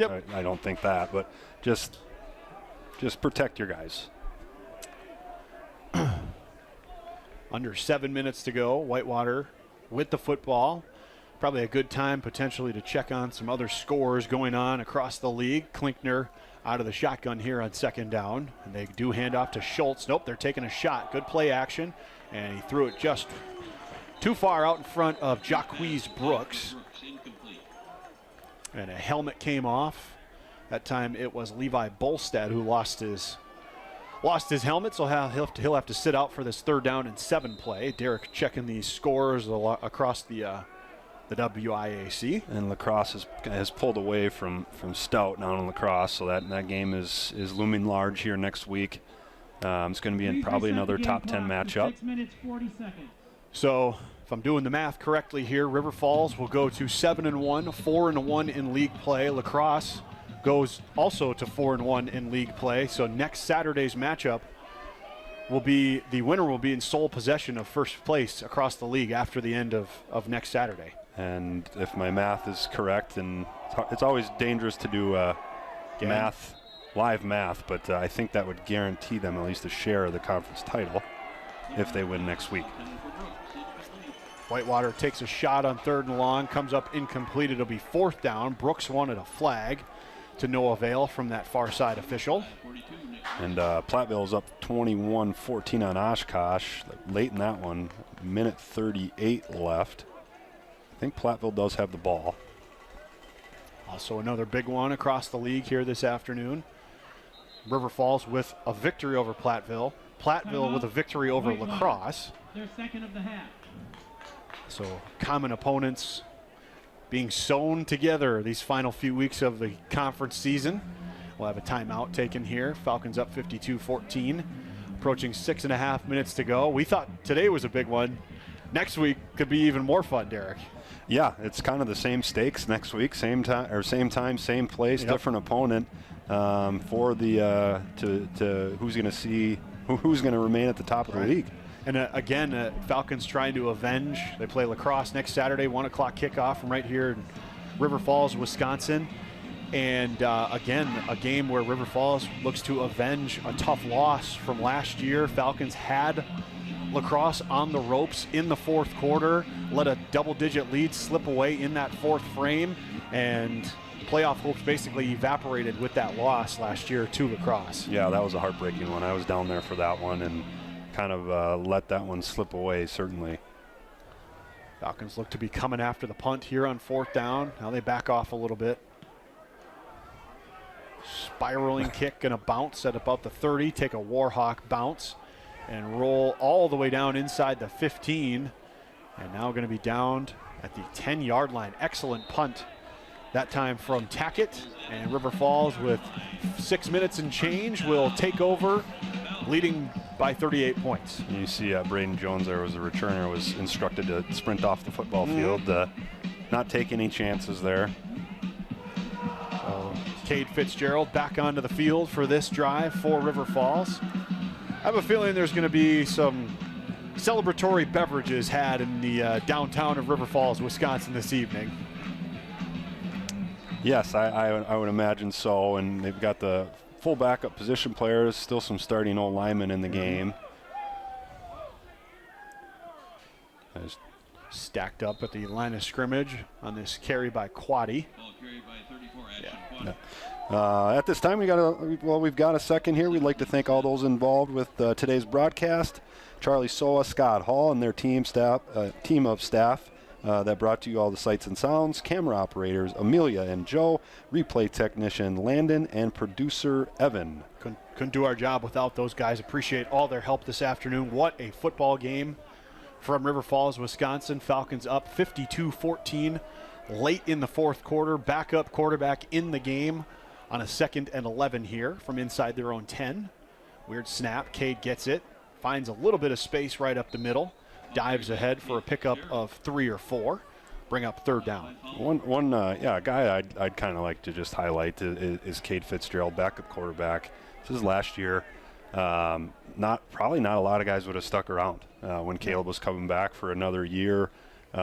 Stuck it out for maybe a chance to make some magic happen, and just in case, and kind of shows you the character of that young man, just sticking it out and having a heck of a backup quarterback too. They send Quaddy in motion on 3rd down. Cade going to throw for the first time. Steps up, makes a nice pitch. Caught for a 1st down across the 23-yard line. Catch the number on the reception. I believe that was Andrew Carls, the senior from St. Cloud, Minnesota. Falcons move the sticks. 1st down, Falcons. Yeah, I believe you're right on that number. Joel Humphrey, the senior receiver from Turtle Lake, Wisconsin, into the game, along with Ethan Cromie, another senior from Newmarket, Minnesota, went to New Prague High School. 1st and 10, they hand off to Quaddy. Found some space off left tackle. Closes in on the 30-yard line before he's taken down. Nice pickup on 1st down for Quaddy. I know you like this kid, too. Yeah, he's an Ellsworth kid. Fast as heck. He's a good athlete and another dangerous back. 3 dangerous backs plus both quarterbacks for the Falcons. Number of options offensively, lots of weapons, as you can see. 52 points against the top 10 team in the country here this afternoon, eclipsing 600 yards of offense here today. I should correct. Ellsworth High School. He's from Bay City, Wisconsin. Fitzgerald off left tackle. Maybe gets a yard before he's pushed backward. It'll be 3rd down. Upcoming here for River Falls. Can't say it enough. Offensive effort today, incredible. Falcons going to get their first victory, and this is really the most staggering thing of the whole day. First victory in this series since 2001. 2001. I'm not the greatest at math, but I think that's roughly 24 years. 24 years, not necessarily that many games due to the COVID season mixed in there. But yeah, 24 years, almost a quarter century since the last time the Falcons won a game in this series. They'll pick one up today. Fitzgerald in some trouble on 3rd down. Dives back to the line of scrimmage. Will bring up 4th down.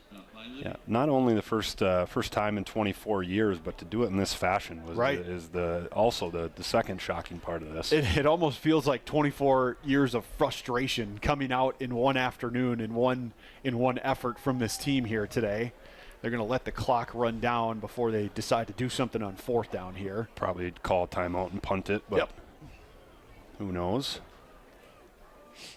You never know. You never know. But it gives us an opportunity, Derek, right? So we talked about it. Falcons going to 7-1, a chance to play for first place in the conference next weekend with another top 10 team coming to your house, UW-La Crosse. That's all you can ask for.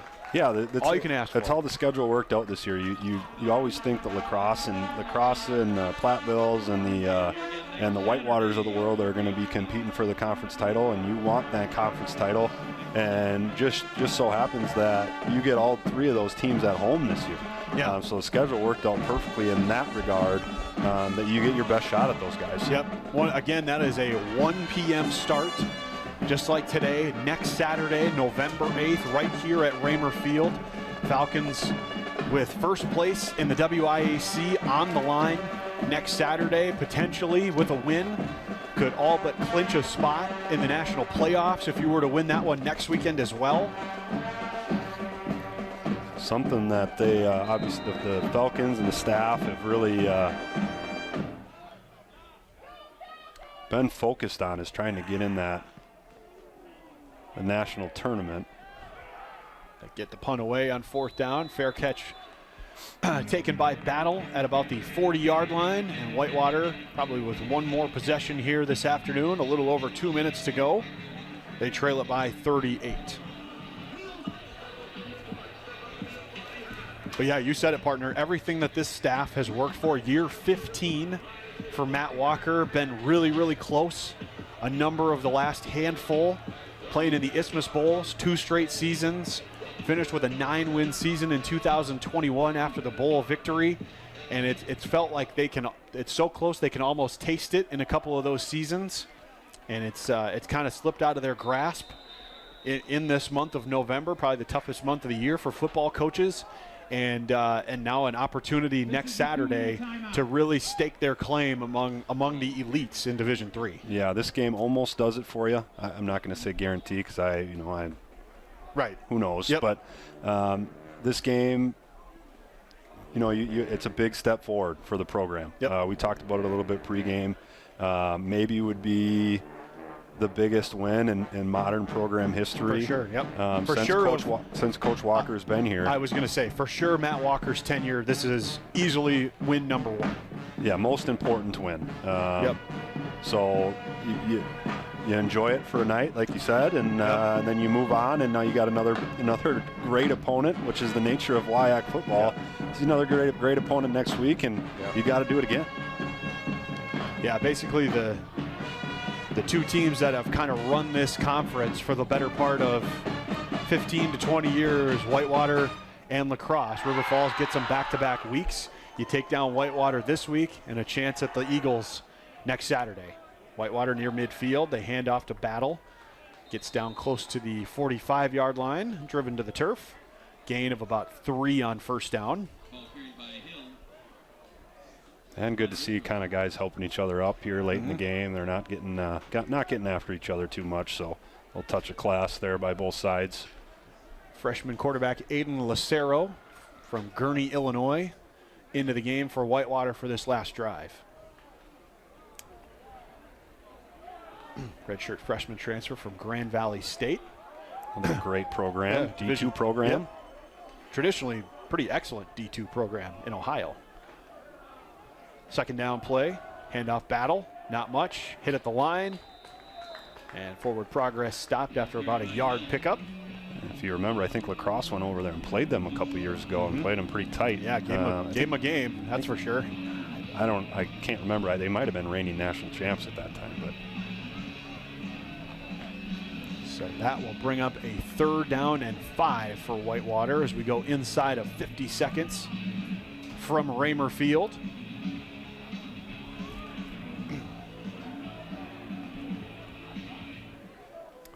Some of the fans have started to make their ways towards the exit, but I have a feeling there's going to be quite a few that stick around for the celebration when that clock hits zeros. Lucero on the keeper. Going to pick up close to 3 yards, bring up 4th down. And I wonder if that'll just do it. That might be the last play of the game. Whitewater looks content to head towards the logo. Falcons look pretty much the same. And for the first time since 2001, UW River Falls defeats Whitewater in a football game. 52-14 the final from Raymer Field. Just gonna spend a second here and enjoy this one. We try to be impartial, but I'm an alum, and so am I. we're both alums, and we do root for our Falcons. And this is one that I'm gonna enjoy. You're gonna enjoy. Staff, everyone around town is just gonna enjoy this one because, like you said, it hasn't happened in so long. From just a personal standpoint, I started doing these as a student, right? I started doing the broadcasting as a student here, and to defeat Whitewater in a football game when I was a student going to school here would have been earth-shattering.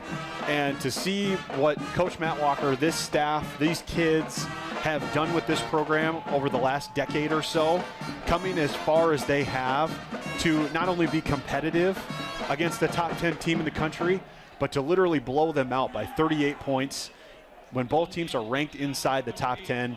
I can't express the, pride. I'll go with pride.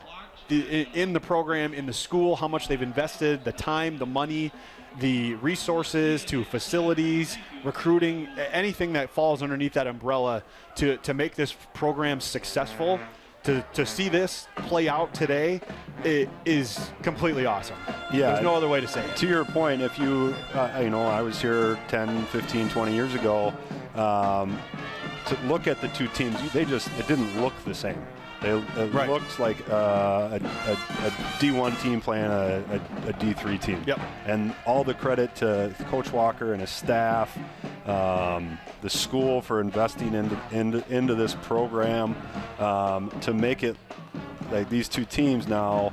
You can see the athleticism of River Falls and the strength, and that's stuff that's hard-earned and hard work pays off there. And it's just great to see in the River Falls program. And I love this too, right? Like 52-14 final. One team could be completely torn emotionally, the other one riding an extreme high emotionally. They meet at midfield for some not only good sportsmanship, but prayer and just unity. And this is just a wonderful sight from Raymer Field, River Falls, Wisconsin. Again, Falcons going to go to 7-1 and assumedly move up inside the top 10, in the top 25 there. Whitewater drops to 6-2, 3-2 in conference play. Still a lot of their season left ahead of them too. This is a good football team we're talking about here.